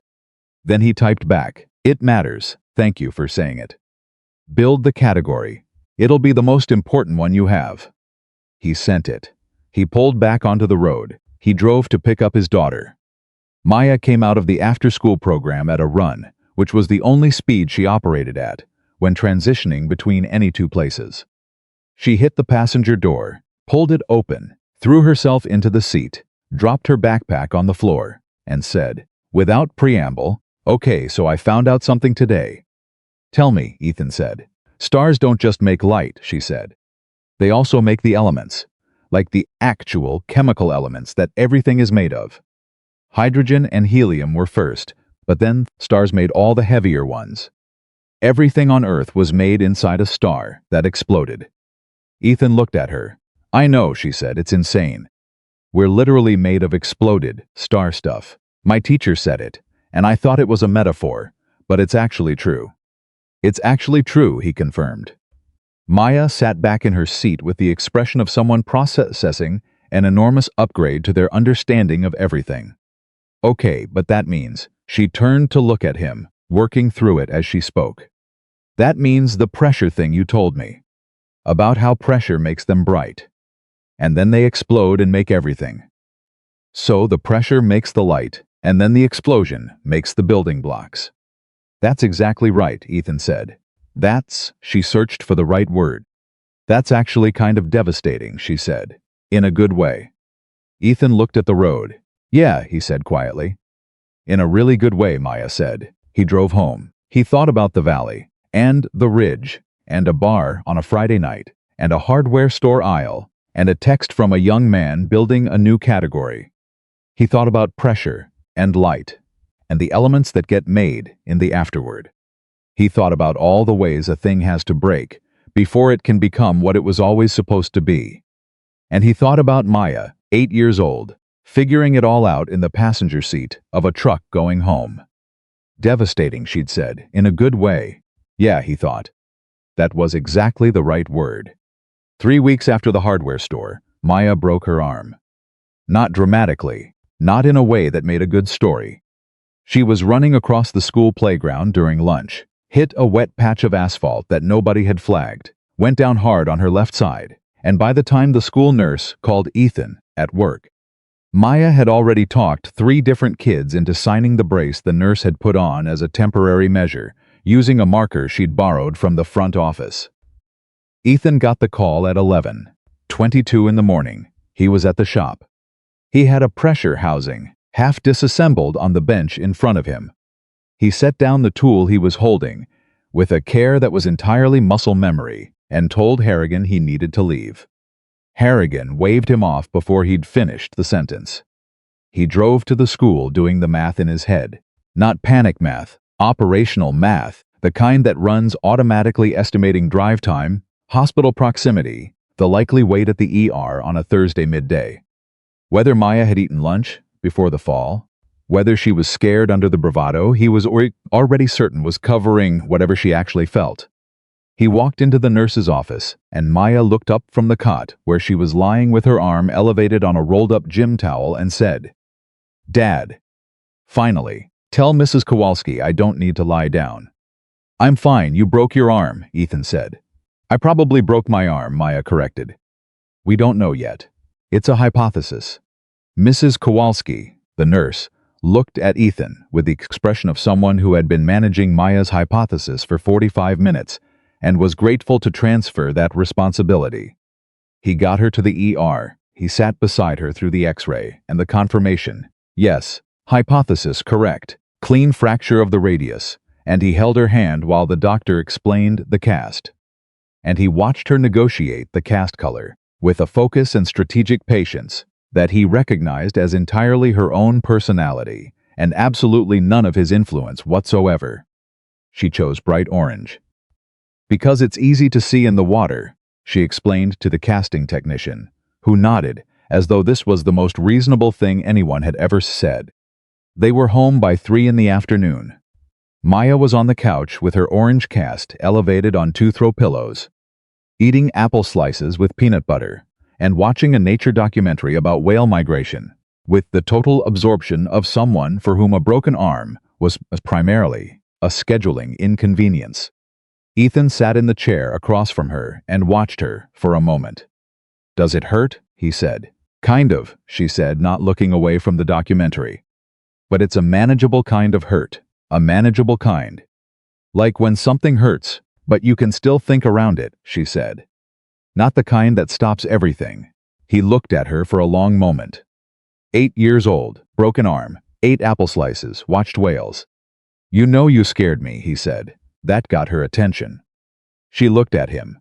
Something shifted in her face, not guilt, because she hadn't done anything wrong, but something more careful. "The nurse called you right away," she said. "I told her to." "I know. I didn't want you to find out from someone else." Ethan nodded slowly. "I'm okay, Dad," she said, with a directness that was not performance. That was just her particular way of being present in a conversation. "I'm actually okay." "I know you are," he said. "But you're still scared," she said. He looked at her. "Yeah," he said. "A little. That's my job." She seemed to accept that. She looked back at the documentary. After a moment, she said, "Whales find each other by sound, you know. Even across really big distances, like hundreds of miles. They just keep calling until the other one calls back." Ethan said nothing. "I think that's kind of like us," Maya said. Casually. Like she was commenting on the weather. Like even if we're far apart, we can always find each other. He sat with that. "Yeah," he said finally, "kind of like us." She watched her documentary. He sat in the chair and felt the specific, particular weight of loving someone this much settle back into its regular place inside his chest, not lighter, never lighter, but familiar. Known. His. The broken arm changed his schedule for the next 2 weeks, in the way that single-parent scheduling changes when a kid needs more attention, a reshuffling of hours, favors called in with misses. Garrity. Adjustments to the work routine. That Harrigan accommodated without being asked and without making it a thing, which was one of the reasons Ethan had stayed at this job when other options had presented themselves. It also meant more evenings at home. More time at the kitchen table while Maya did homework, with her left hand, which she was adapting to, with the determined pragmatism of someone who had decided this was simply the new operational reality until further notice. More time reading on the couch while she explained ocean documentaries to him in real time, adding editorial commentary that was frequently more interesting than the documentary itself. It was on one of those evenings, the second Wednesday, after the cast, that Tyler Rodriguez called. Ethan almost didn't pick up. He'd been half asleep in the chair. Maya's running documentary commentary, having tapered off into the breathing pattern of a kid who'd fallen asleep mid-sentence. And his phone was on the side table, and he looked at the screen and saw Tyler's name and felt the particular alertness that comes when something you hadn't expected decides to arrive anyway. He answered quietly, moving toward the kitchen so he didn't wake her. "Tyler," he said. "Mr. Cole, I'm sorry to call late." Tyler's voice was different than it had been at the bar. Not smaller, but more specific. The confidence was still there, but it had been stripped of its decoration, like furniture moved out of a room so you could see the actual dimensions. "I wanted to ask you something, and I didn't know if it was appropriate to ask." "Ask it," Ethan said, a pause. "I'm working with some younger guys in the unit. 22, 23 years old, new. Still building their picture of what this job actually is and what it requires." Another pause. "And I keep thinking about what you said at the bar. About the job not making you anything. About what you do with what you learn." Ethan leaned against the kitchen counter. He waited. "I want to teach them that," Tyler said. I'm not sure I know how to teach something I'm still figuring out myself." The kitchen was quiet. "What do you think you're still figuring out?" Ethan said. Tyler was silent for a moment. "The difference between being effective and being right," he said. "I've been very effective at this job. I'm good at it. And I've somewhere along the way, I started treating those two things as the same thing. Being good at it and being right. And they're not." "No," Ethan said, "they're not. Friday night was the first time I've been effective at something. Wrong in a long time," Tyler said. "And the fact that I didn't notice until someone else's record was sitting in front of me, that bothers me." Ethan thought about that. "It should bother you," he said. "Not so it paralyzes you, just enough to recalibrate." "How do you recalibrate?" Tyler asked. "When everything you've been building tells you you're right." Ethan looked at the kitchen table. At the homework worksheet Maya had left there, 3 problems in shaky left-handed. print and 2 still waiting. At the orange marker she'd used to draw a small wave pattern across the corner of the page. At the permission slip for the class field trip that he still needed to sign 2 weeks overdue, that Maya had reminded him about 4 times, with increasing patience. "You find the thing that tells you the truth," Ethan said, "regardless of what you want to hear, and you listen to it, even when it's inconvenient." "What's your thing?" Tyler said. "My daughter," Ethan said. Without hesitation, "She has no interest in my call sign or my record or any of it. She cares whether I showed up, whether I was present, whether I told her the truth about things when she asked. She recalibrates me every single day without knowing she's doing it." Tyler was quiet. "You have people like that?" Ethan asked. "My sister," Tyler said. "She doesn't, yeah. She doesn't take any of it. Listen to her more," Ethan said. "She'd say the same thing," Tyler said. And there was something in the way he said it, a rueful acknowledgement, the sound of a man recognizing a pattern he'd been avoiding that told Ethan more about Tyler Rodriguez than the entire Friday night had. "What do you want to teach these guys?" Ethan said. "Specifically, that the job is not the identity," Tyler said. Immediately. Like he'd been turning this over for 3 weeks, and that was the sentence it had sharpened into. That you can be the best operator in the room and still be wrong about the most important things. That the metrics we use to evaluate each other in here, they don't translate. Out there, they don't mean what we think they mean." Ethan said nothing for a moment. "You already know how to teach it," he said. "What do you mean?" "You just taught it to me," Ethan said. In about 40 seconds, clearly, specifically, with no wasted words, he paused. "You know how to do this. You're just waiting for permission you don't need." A long silence. "I want to bring them to you," Tyler said. "Not a ceremony, not a formal thing. Just I want them to meet you.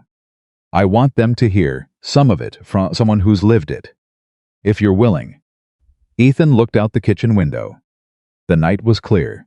He could see a few stars past the edge of the neighbor's roofline. "Not at the base," he said. "No," Tyler agreed. "Somewhere neutral." "The diner on Merchant Street," Ethan said. "Saturday morning. I'll bring my daughter. She'll make it impossible to be formal."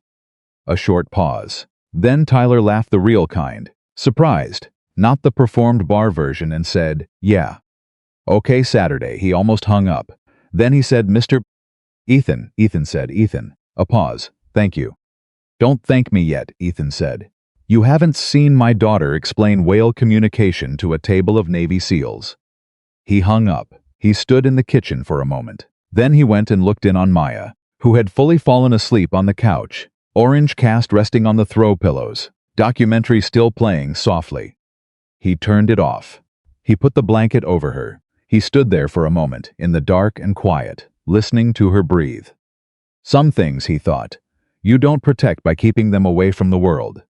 You protect them by making sure the world learns how to deserve them. Saturday morning arrived cold and bright, the kind of October morning on the coast that looked like a photograph of itself. Ethan was at the diner by 8 with Maya, who had her orange cast signed in 4 additional colors. Since Thursday, a development she considered an improvement, and who had been briefed on the morning's plan in the following terms: "Some people Dad knows are coming for breakfast. They're in the military, and you can ask them whatever you want." Maya had processed this information and asked only one clarifying question. "Can I ask them about what it's like to be underwater for a long time?" "You can ask them anything," Ethan said. "Okay," she said, satisfied. Tyler arrived at 8:15 with 3 operators in tow. 2 of them were in their early 20s, the specific kind of young that still has some softness around the edges before the job fully sets. 1 was closer to 30. All 3 of them were clearly uncertain, in the way people are uncertain when they've been told to be somewhere important, and haven't been told exactly why. They filed into the booth across from Ethan and Maya, and Tyler sat at the end, and there was a moment brief, suspended, where the 3 younger operators looked at the man with the faded work jacket and the 8-year-old with the bright orange cast and recalibrated whatever they'd been expecting. Maya looked at them with the assessing directness of someone who had not yet learned that staring is impolite and had privately decided it was efficient. "Are you all Navy SEALs?" she said. "Yes, ma'am," said the closest one. He looked like he'd been caught off guard by being called ma'am by an 8-year-old, and wasn't sure how to feel about it. Have any of you been in a submarine? Maya said. One deployment, the 30-year-old said. Maya's eyes went wide. Was it claustrophobic? A little, he admitted. But you got used to it? You learned to focus on the mission, he said. Then, he seemed to hear himself and glanced at Ethan, who was watching with an expression that was doing its best to be neutral. And yeah, you get used to it. I'm going to study ocean systems, Maya said. Probably submarines eventually, but maybe more surface stuff first. Because surface systems are more directly connected to rescue applications. She paused. My dad fixes rescue equipment. I know, the youngest one said. He looked at Ethan. I mean, we were told, sort of. Sort of, Ethan said. The food arrived. And something happened over breakfast that Ethan had not fully planned for, and could not have manufactured. The conversation simply became real. Not formal, not a lesson, not a ceremony in miniature. Real. Maya asked questions that cut through the professional scaffolding the way children's questions always do, by being purely interested in the actual thing rather than the presentation of the thing. She asked the 30-year-old. His name was Garza, what the hardest part of his job was. He started to give the operational answer, and then stopped, looked at Maya, and said, honestly, coming home. The transition, going from everything being very clear to everything being normal. And normal feeling like something's wrong with it. My dad had that, Maya said in the matter-of-fact way. She said things she considered established facts. Ethan looked at her. He told me once, she said, that when he first came back he'd wake up in the night because it was too quiet. He was used to always listening for something. She paused. He said. Eventually he started listening for me instead. And then it was okay. Nobody at the table said anything for a moment. Garza looked at Ethan. Something in his face had gone very direct, very human, entirely stripped of the operational surface. He stopped. Yeah, Ethan said, simply. The youngest operator, Mercer, 22, fresh enough that some of his expressions still showed. Everything looked down at his plate for a moment. Then back up. Can I ask you something? He said to Ethan. Go ahead. Were you scared? That night. The one Master Chief Brooks, he stopped himself, uncertain if the reference was appropriate.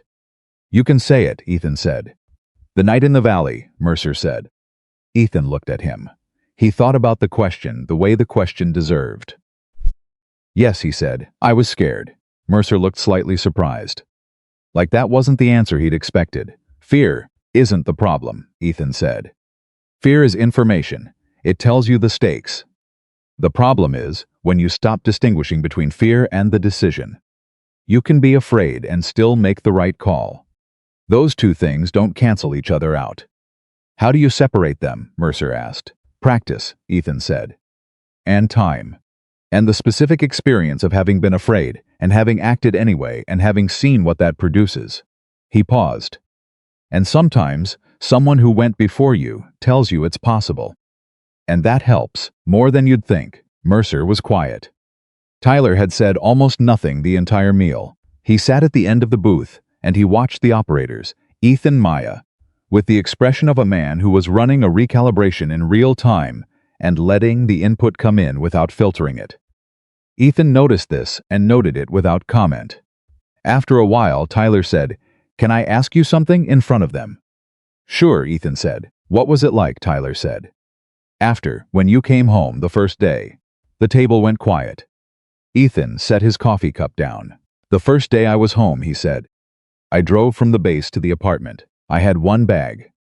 I let myself in. I sat down in the kitchen. He paused. I sat there for probably 2 hours, not thinking, not processing, just sitting. And I realized partway through that I was listening. Still listening for something that wasn't there. And then I realized there was nothing to listen for. Because I was safe. And the thing about being safe, when you haven't been safe for a long time, is that it doesn't feel like relief. Not at first, it feels like something's missing. Like the absence of danger feels wrong because your body has been calibrated to danger for so long that the absence of it reads as a malfunction. Nobody moved. It takes time, Ethan said. for the calibration to shift. And while it's shifting, you just have to trust that the shift is happening even when you can't feel it. He looked at Maya, who was listening with her whole face in the way she listened to things that mattered. And then you find the new thing to listen for. And it's better. Different, but better. The table stayed quiet for another moment.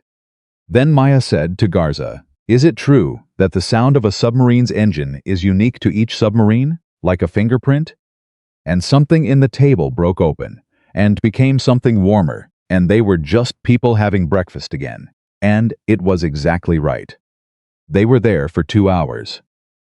When they left, Mercer held the door for Maya without being asked or prompted, and she thanked him with a gravity that made him straighten slightly, like he'd received a commendation. Garza shook Ethan's hand outside and said, with the careful directness of someone choosing words precisely, "I'm going to remember this morning for a long time." "Good," Ethan said.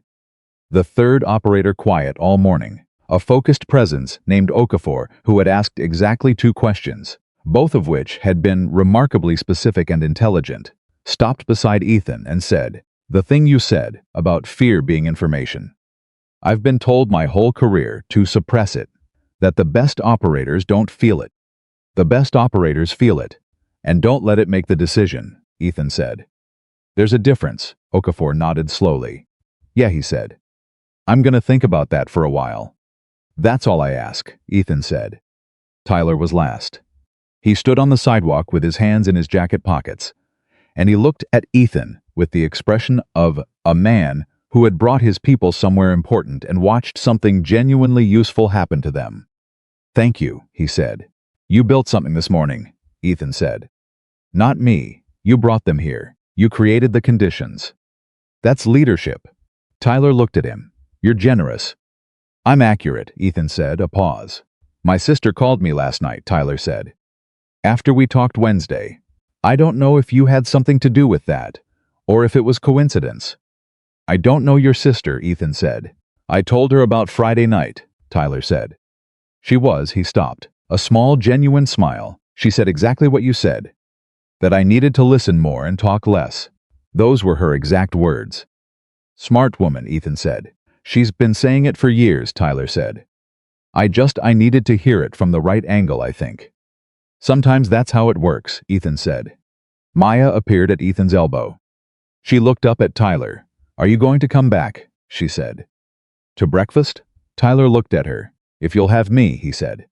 "You can come back," Maya said with the decisive generosity of someone who has considered a person and found them satisfactory. "But you have to let me tell you about the Ocean Currents documentary. It's very important."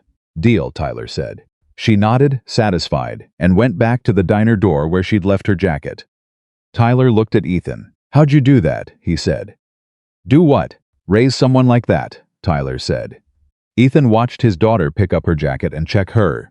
Cast for something, a mark, a smudge, impossible to know with the focused attention she gave everything. "I just paid attention," he said, "every day. I paid attention to what she actually needed, instead of what I assumed she needed. And I told her the truth when she asked for it, and He paused. "That's mostly it." Tyler was quiet for a moment. "That's not mostly it," he said. "That's everything." Ethan didn't argue. He got Maya's jacket and helped her into it, the cast, making the process slightly architectural, and they walked toward the truck. He unlocked it. She climbed in and immediately began arranging her belongings in the passenger seat with the territorial precision of someone who considered this half of the truck her sovereign territory. He got in and started the engine. "Dad," Maya said. "Yeah, those guys," she said. "Mercer and Garza and the quiet one." "Okafor." "Okafor," she repeated, committing it. "They all have that thing." "What thing?" "That thing where they're carrying something heavy and pretending it doesn't weigh anything." She paused. "Like how you used to be." He looked at her. "I didn't know I used to be," he said carefully. "You were," she said. "Not accusatory, just factual. But you're not anymore. Or not as much." She looked out the window. "I think it's because of me, not in a conceited way. Just I think I'm your reason to put the weight down sometimes." He sat with that for a long moment. "Yeah," he said. You are good, she said. I want to be useful. He put the truck in gear. He thought about the valley. 15 years ago, and a decision made in the dark under enormous pressure, and the fact that pressure was what made light possible. He thought about the hardware store aisle, and a man on a ridge who had sat a long time afterward. He thought about a bar on a Friday night, and a glass that slipped, and 2 words said quietly that meant everything. He thought about what gets made in the aftermath of things that break. He drove home.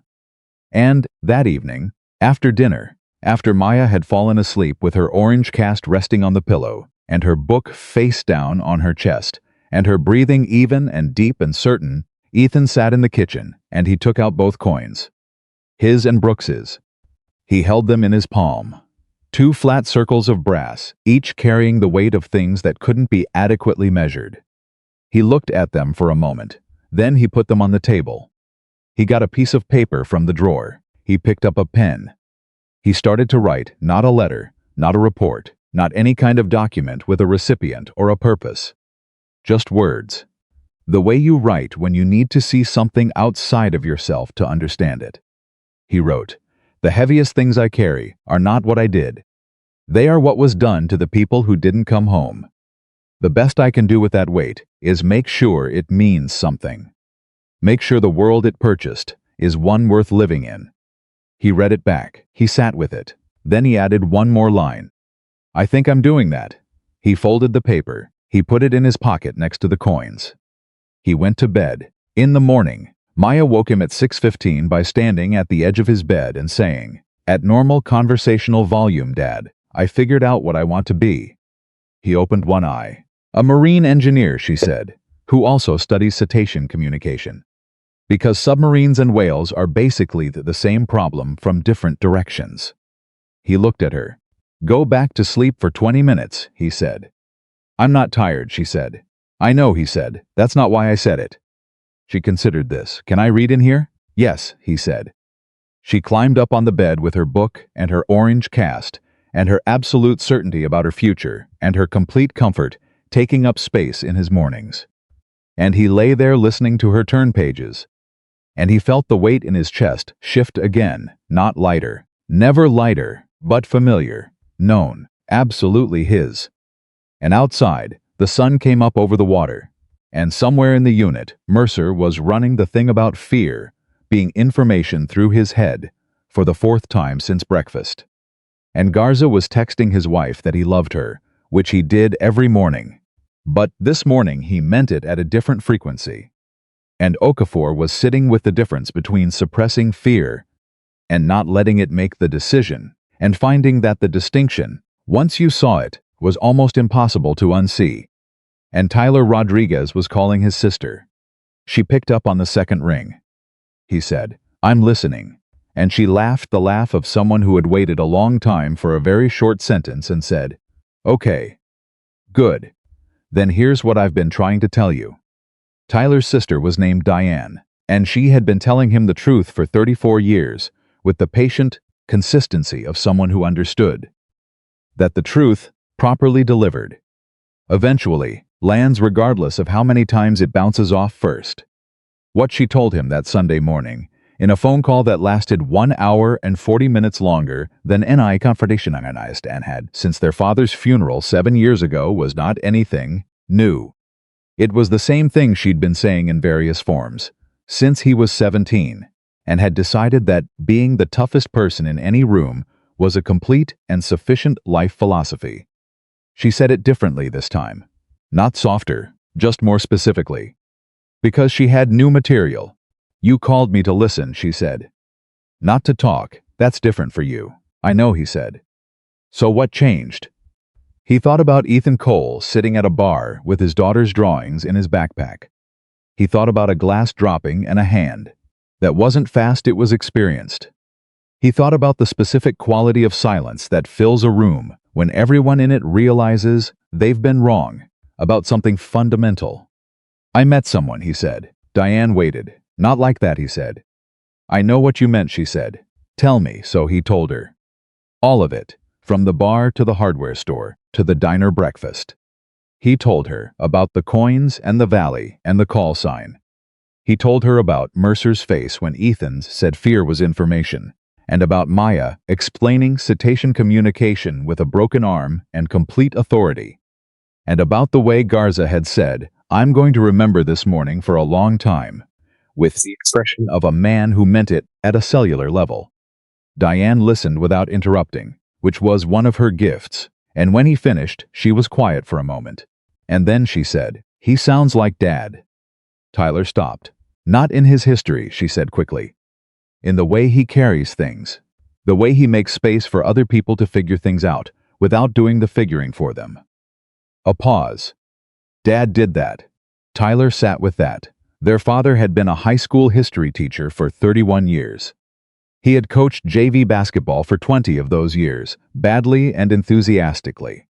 He had never served in any branch of the military. He had read more books than anyone Tyler had ever known, military or otherwise, and he had the specific quality of stillness in a conversation that made you feel, while he was listening to you, that you were the only thing happening in the world. Tyler had spent his entire adult life trying to be something significant, and had somehow missed that he'd already had the template. "Huh," he said. "Yeah," Diane said. He exhaled. "I've been an idiot." "Not an idiot," she said. "Just narrow. You built a very good version of one particular thing, and then you forgot to look up. That's generous." "I'm your sister," she said. "I'm contractually obligated to be generous up to a point. Then I'm contractually obligated to be honest. This is the honest part." A pause. "Look up, Tyler. You're good enough at the narrow thing. Now be good at the wide one." He sat with that for the remaining 40 minutes of the call, even as they talked about other things: her daughter's school play, the house she and her husband were renovating, the road trip they'd been planning for 2 years, and hadn't taken yet. He sat with it the way he sat with operational intel, when he needed to integrate it rather than just receive it, letting it settle into the right places. After they hung up, he sat in his apartment for a while. Then he called Mercer. Mercer answered on the first ring, which told Tyler that Mercer was either waiting for the call or had simply not yet developed the strategic habit of letting things ring twice to seem less available. He suspected it was the former. "What are you doing today?" Tyler said. "Nothing yet," Mercer said. "Come over," Tyler said. "Bring Garza if he's free. I want to talk through some things." "What things?" "Training things," Tyler said. "But not the kind we usually talk about." A pause. "Okay," Mercer said. He sounded curious in a way that was different from his usual operational curiosity. More open, like a window that had been cracked for the first time. They spent 4 hours at Tyler's kitchen table that Sunday. Not running drills, not reviewing tactics, talking. About that breakfast. About what Ethan had said, about fear and calibration and the transition home. About what Maya had said, about weight and reasons to put it down. Garza brought food. Okafor showed up uninvited 40 minutes in, because apparently Mercer had texted him. And Tyler didn't say anything about the uninvited part, because Okafor's presence at the table immediately raised the quality of every conversation by about 30%. At one point Garza said, "I texted my wife after the breakfast. Told her I loved her." "You text her that every morning," Mercer said. "I know," Garza said, "but this time I meant it differently. Like at a different depth." Nobody laughed at that. Nobody performed not laughing. They just sat with it. At another point, Okafor said, "The thing about suppressing fear versus not letting it decide, then I've been thinking about that for 2 days, and I think it applies to more than fear." "What do you mean?" Tyler said. "I mean the principle.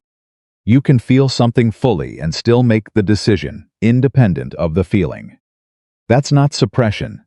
That's he thought about it. That's actually what maturity is, in any context. Not feeling things, feeling them and deciding separately." Tyler looked at him. "That's exactly right," he said. "I know," Okafor said. He paused. "I just needed to hear someone else say it so I could verify I wasn't inventing it." "You weren't inventing it," Tyler said. Okafor nodded. Satisfied, he ate some of Garza's food. That afternoon, Tyler sent Ethan a text. It said simply, "Good conversation today. Thank you for Saturday." Ethan replied. 3 hours later, "Mercer's going to be something." Tyler looked at that for a long moment. Then he says back, "Yeah, I think so too." He went to bed that night, feeling something he hadn't felt in a while. Not accomplished, not effective, something more fundamental than either of those things. Something closer to aligned. He didn't have a word for it. He went to sleep anyway. 5 weeks passed. The coast moved into November, which meant the water got heavier looking, and the salt in the air felt sharper, and the evenings came earlier in the way they did on the coast. That particular compression of daylight that either bothered you or didn't, depending on the kind of person you were. Ethan didn't mind it. He'd always been a man who found the dark more honest than the light, in certain ways less to perform for. Maya's cast came off on a Tuesday. She had been looking forward to this, with the measured anticipation of someone who had done their research and understood that the arm would need physical therapy and a graduated return to activity.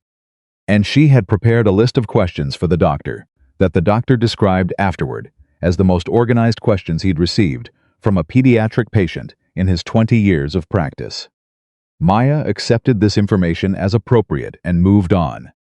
That evening, with her arm freed and slightly smaller looking than she remembered, and wearing the new arm expression of someone reunited with a thing they'd been missing, she sat across from Ethan at the dinner table and said, "I want to start sailing lessons." Ethan looked at her. The arm just came off. The doctor said graduated return to activity, Maya said. Sailing is graduated. I'm not going to do anything strenuous. I'm going to learn the theory first. There's a Saturday program at the Maritime Center. I already looked it up. You already looked it up, Ethan said. I also emailed them, she said, to ask if they take beginners under 10. They said yes. The instructor's name is Mr. Felton, and he's been sailing for 40 years. Ethan sat with this for a moment. You emailed them, he said. From your account, she said. I used your name. I signed it Ethan Cole, parent of interested student. I didn't send anything without your signature. She paused. Technically, he looked at her. Was that wrong? She said.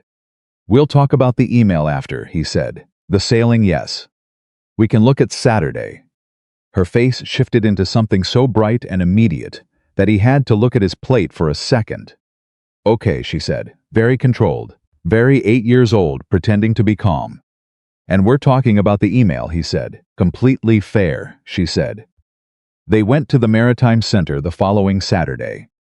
Mr. Felton was 71, weathered in the permanent way of men who have spent most of their lives in wind and salt air. And he assessed Maya in approximately 90 seconds with the evaluative efficiency of someone who had been sizing up beginners for 4 decades. You read about this before you came, he said to her. It wasn't a question. Yes, she said. What did you read? Basic hull dynamics, points of sail, and the physics of how a sail generates lift through pressure differential, she said. Mr. Felton looked at Ethan. Ethan said nothing. Mr. Felton looked back at Maya. Can you swim? Very well, she said. Are you afraid of the water? No, she said. I'm interested in it. Mr. Felton nodded once, slowly. All right, he said. Saturday mornings, 8 o'clock, don't be late. I'm never late, Maya said. Ethan, Mr. Felton said. To Ethan, where did this one come from? I have no idea, Ethan said. And that was the beginning of Maya's sailing education, which Mr. Felton described after the 3rd lesson as the fastest he'd seen in 40 years of teaching, and which Maya described as obvious because the physics made sense and you just had to trust the physics. It was at the Maritime Center, 3 Saturdays in, that the thing happened which Ethan had not seen coming, and probably should have. He was sitting on the dock, watching Maya's lesson when his phone rang. He looked at the screen. The number was one he didn't recognize. He answered. Cole, he said. A pause. Then a voice older, deliberate, carrying the particular weight of someone who has chosen each word before speaking it. Mr. Cole, my name is Admiral James Whitfield, retired. Another pause. I served as commanding officer of Naval Special Warfare Command from 2007 to 2012. Ethan went very still. 2007 to 2012. That covered the valley. Admiral, he said. I'll be brief, Whitfield said. I've been aware of your situation for some time. Not in an official capacity, I'm retired, and your record is what it is. But I received a call recently from Master Chief Brooks, and then separately from a Lieutenant Commander Walsh, And then from a young operator named Rodriguez, who I understand has been keeping somewhat unusual company for a seal of his tenure. Ethan said nothing. I'm not calling about the ceremony, Whitfield said. I'm told that's a closed subject, and I'm told you made your reasoning clear. And frankly, I respect the reasoning. Thank you, sir, Ethan said. I'm calling, Whitfield said, because there is a program. New, not public yet. Joint initiative between Naval Special Warfare and the VA, focused on transition support for operators leaving the service. Building frameworks, for the kind of, he paused, choosing the word carefully. Recalibration, that transition requires another pause. We are looking for people with specific experience to serve as informal advisors. Non-official, no uniform, no rank invoked. Just people who have been through it and come out the other side of it and who can speak what the requires. Ethan watched Maya on the water. Mr. Felton was pointing at something on the rigging, and Maya was nodding with the focused attention she gave things that mattered. What would it involve? Ethan said. Conversations, Whitfield said. Irregular, on your terms, when it's useful and not when it isn't. We're not building a curriculum, we're building a pause. A network of people who can tell the truth about what comes after. Because the infrastructure for what comes after is currently very poor. I know, Ethan said. I suspect you do, Whitfield said. Better than most. Ethan watched Maya pull the tiller. The small boat responded. She made a sound of satisfaction that he could hear from the dock. My daughter has sailing on Saturday mornings, he said. My work schedule is Tuesday through Saturday, 6 to 2. Any conversations would need to be outside those parameters. A pause. He could almost hear Whitfield recalibrating on the other end. Of course, the Admiral said, and I'm not a spokesperson, Ethan said. I'm not a symbol. I'm not Viper One for these purposes. I'm a guy who went through something and came out the other side. And is willing to talk about what that actually looked like. It's exactly what we need, Whitfield said. Then yes, Ethan said. I'll be part of it. He hung up. He sat on the dock for a moment. On the water, Maya executed a tack that Mr. Felton acknowledged with a single raised hand high praise from what Ethan had observed of the man's economy of approval, and she looked back toward the dock and found her father, and gave him a wave that was partly triumph and partly just hello. He raised his hand back. He thought about a valley 15 years ago. About a calculation that had produced 11 survivors. About the long chain of things that followed from a single decision. Brooks finding him in a bar, Calloway in a hardware store aisle, Tyler rebuilding something in himself, Mercer hearing that fear was information and carrying it forward. Okafor sitting with a distinction until it became impossible to unsee, and now this. An admiral calling a dock in November about a program that might help the next generation of operators find their way home in every sense that mattered. He thought about what Maya had said in the truck, about stars exploding and making the elements, about how the breaking was what made the building blocks. He thought about the piece of paper folded in his pocket with the coins. The line he'd added at the end, I think I'm doing that. He was doing that. December came in hard off the water, and the Harbor Line bar was warmer for it, the particular warmth of an enclosed space that earns it against the cold outside, rather than manufacturing it from a thermostat setting. Lou had the heat up, and the draft was cold and honest as ever, and the crowd on a Friday night in December had specific density of people who'd needed an ending to their week. Ethan walked in at 8:52.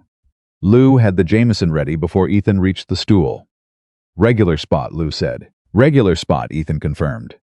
He sat down. He set his backpack beside him, Maya's drawing still in the folder. Plus now a sketch she'd done of a sail configuration she was working out mathematically, which she'd folded and put in his bag without explanation that morning. He took out his phone. On the screen was a new photo Maya in her sailing gear on the dock, squinting into the wind, looking like someone who had already decided what she was going to do with her life and was working toward it. He set the phone face up on the bar. He took a slow drink. The bar was full. Different faces. Some familiar. The permanent rotation of men who came here to be in a place that understood a specific kind of weight without requiring it to be named. Lou worked the bar with the economy of someone who'd been doing it long enough that it was less a job than a calling. Ethan had been sitting for about 20 minutes when the door opened and Tyler Rodriguez came in. Not with a table of operators this time, just himself. He looked around, found Ethan, and crossed the room in the direct, economical way he moved when he wasn't performing anything. He pulled out the stool 2 down from Ethan and sat. "Lou," he said, "whatever's on draft." Lou poured it. Tyler looked at Ethan. "Didn't know you'd be here," he said. "Didn't know you'd be here," Ethan said. "A beat." Then Tyler almost smiled. And yet, Ethan said. They sat with that for a moment. "How's Mercer?" Ethan asked. "Good," Tyler said. "Better than good. He had a debrief 2 weeks ago, and his commanding officer pulled me aside afterward to ask what I'd done differently with him. Said his decision-making in the field had shifted. More deliberate, less reactive." He paused. "I told him I hadn't done anything. I introduced him to someone who had." "You did more than that," Ethan said. "I created conditions," Tyler said. "You filled them." "That's still something," Ethan said. Tyler took a drink. He set the glass down. "Okafor put in for an instructional posting," he said. "Training and development. His CO is considering it. He wants to teach." Ethan looked at him. 26 years old, Tyler said. "And he already knows what he wants to pass forward." He shook his head slightly, not in disbelief but in something more like admiration. "That's a direct line from the diner breakfast. That's a direct line from what was already in him," Ethan said. "You just gave it room." Tyler looked at the bar top. He thought about Diane. Look up, Tyler. About the fact that he'd been calling her every Sunday since November. Not because he'd scheduled it, but because it had simply become the thing he did on Sundays. The way some things become the thing you do when they fit correctly into the shape of who you're becoming. "I want to ask you something," Tyler said, "and I want you to answer honestly, not generously." "All right," Ethan said. "Do you think I can do this? The mentoring, the teaching, the wider thing." He said the last 2 words with a slight self-consciousness that told Ethan he'd gotten them from somewhere, possibly Diane, possibly himself. "Or am I still too narrow?" Ethan looked at him for a moment. "You drove 40 minutes to a diner to introduce your operators to a man you'd met once at a bar," he said. "You sat for 2 hours and said almost nothing, because you understood that the most useful thing you could do was not fill the space. You followed up. You facilitated 4 hours at your kitchen table on a Sunday. You called your sister." He paused. "That's not narrow, Tyler. That's someone who learned something and is actually applying it. That's rarer than you think." Tyler was quiet. "The answer is yes," Ethan said. Tyler nodded. He looked at his drink. "Garza's wife told him," he said, "that she noticed a difference in him after the breakfast. She couldn't name it exactly, but she said he was present. In a way he hadn't been for a while." He paused.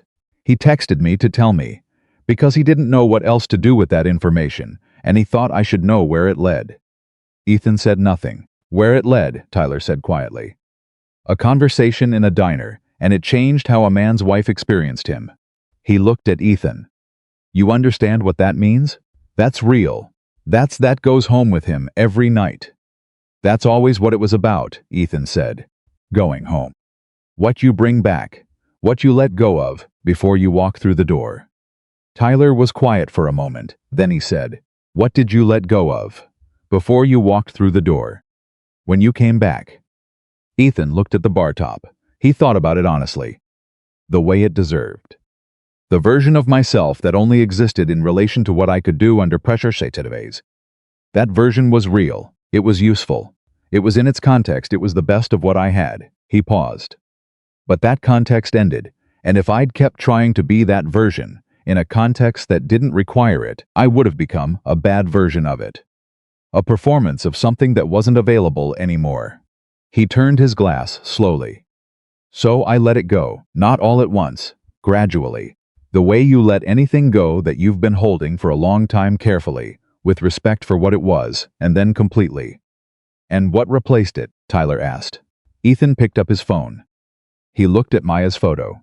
The sailing gear, the wind, the absolute certainty in her face. Something better, he said. Something that required everything the first version taught me, and then added things I hadn't known I needed to learn. Tyler looked at the photo. She knows, doesn't she? He said. What you were. Not the details, Ethan said. The shape of it. Kids feel the shape of things even when you don't tell them the specifics. What does she think? Ethan remembered Maya on the couch after the bar night. The way she'd said those guys have that thing. The weight they're carrying. The way she'd said, I think I'm your reason to put the weight down sometimes. Not in a conceited way, just useful. She thinks I'm her dad, Ethan said. That's the thing she's decided to think. Everything else is secondary. Tyler was quiet for a long time. Then he said, I want that. Eventually. Not the daughter specifically, he stopped himself. I want something that reorganizes the hierarchy. Something that makes the call sign secondary. You'll find it, Ethan said. You're already looking for it, which is more than most people manage. Tyler nodded slowly. Lou refilled Ethan's glass without being asked. He looked at Tyler's, and Tyler nodded, and Lou refilled that too. They sat in the warm bar on a December Friday and drank and didn't talk for a while, which was the particular ease of two people who had moved past the need to fill the silence between them. Then Brooks walked in. He came through the door, the same way he'd come through it in September, reading the room in 2 seconds. Finding what he was looking for, except this time what he found was 2 men sitting companionably at the bar, and not a room full of misaligned tension waiting to detonate. He crossed the bar. He sat down. He looked at Ethan. He looked at Tyler. He looked at both of them sitting there. He said to Lou, whatever they're having. Lou poured it. Brooks wrapped his hands around the glass and looked at the bar top for a moment.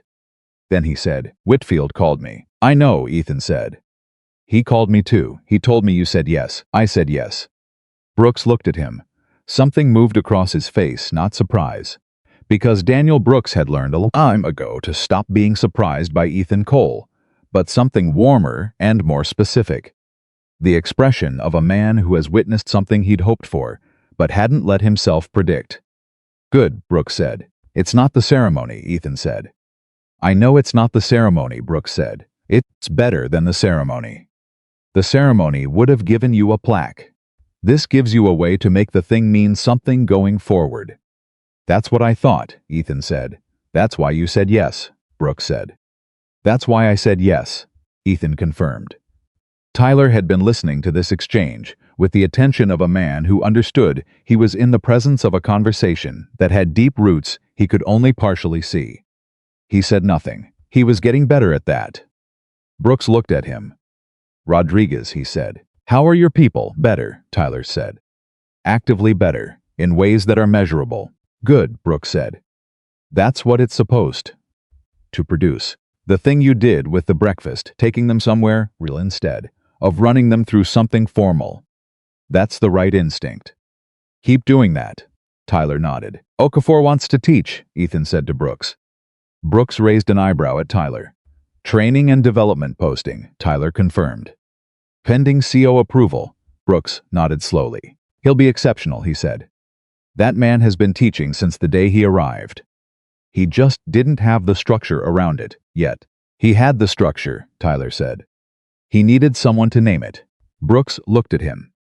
Yeah, he said. Sometimes that's all it takes. They sat with that. The bar went on around them. Lou made his rounds. The draft stayed cold. The heat stayed on. The particular noise of a Friday in December, full of men unwinding the week with varying degrees of success, continued at its normal pitch. And in that ordinary warmth, 3 men sat with their drinks, a retired Master Chief who had walked through a door in September and told the truth, a Navy SEAL who had dropped a glass and rebuilt something from the impact, and a man in a faded jacket who had come to a bar just wanting one quiet drink, and had ended up being the still point, around which something significant had turned. Ethan finished his drink. He set the glass down. He reached into his jacket pocket, and he took out the 2 coins. His and Brooks's, He set them on the bar top. He looked at them. Then he did something that surprised both Brooks and Tyler. He picked up Brooks's coin, the one Brooks had pressed on him in September, the one he'd been carrying alongside his own, and he held it out to Tyler. Tyler looked at it. "I can't take that," he said. "You're not taking it," Ethan said. "I'm giving it to you." "There's a difference. It's not mine to—" "It's not about rank or service or any record," Ethan said. "It's about the thing that happened after. The thing you chose to do with what you learned." He held it steadily between them. "You chose to pass it forward. You chose the wider thing. That's what this coin has always been about. Not the mission that earned it. The choices made in the aftermath of the mission." Tyler looked at Brooks. Brooks nodded once. Definitive. Tyler took the coin. He held it in his palm. He looked at it. He didn't say anything, because there wasn't anything adequate, and all three of them knew it. He closed his hand around it. Ethan picked up his own coin. He turned it over once. He put it back in his pocket. He picked up his backpack. He settled the strap on his shoulder. He stood. "Good night, Chief," he said. "Good night, Ethan," Brooks said. He looked at Tyler. Tyler looked back at him. "Next diner breakfast," he said.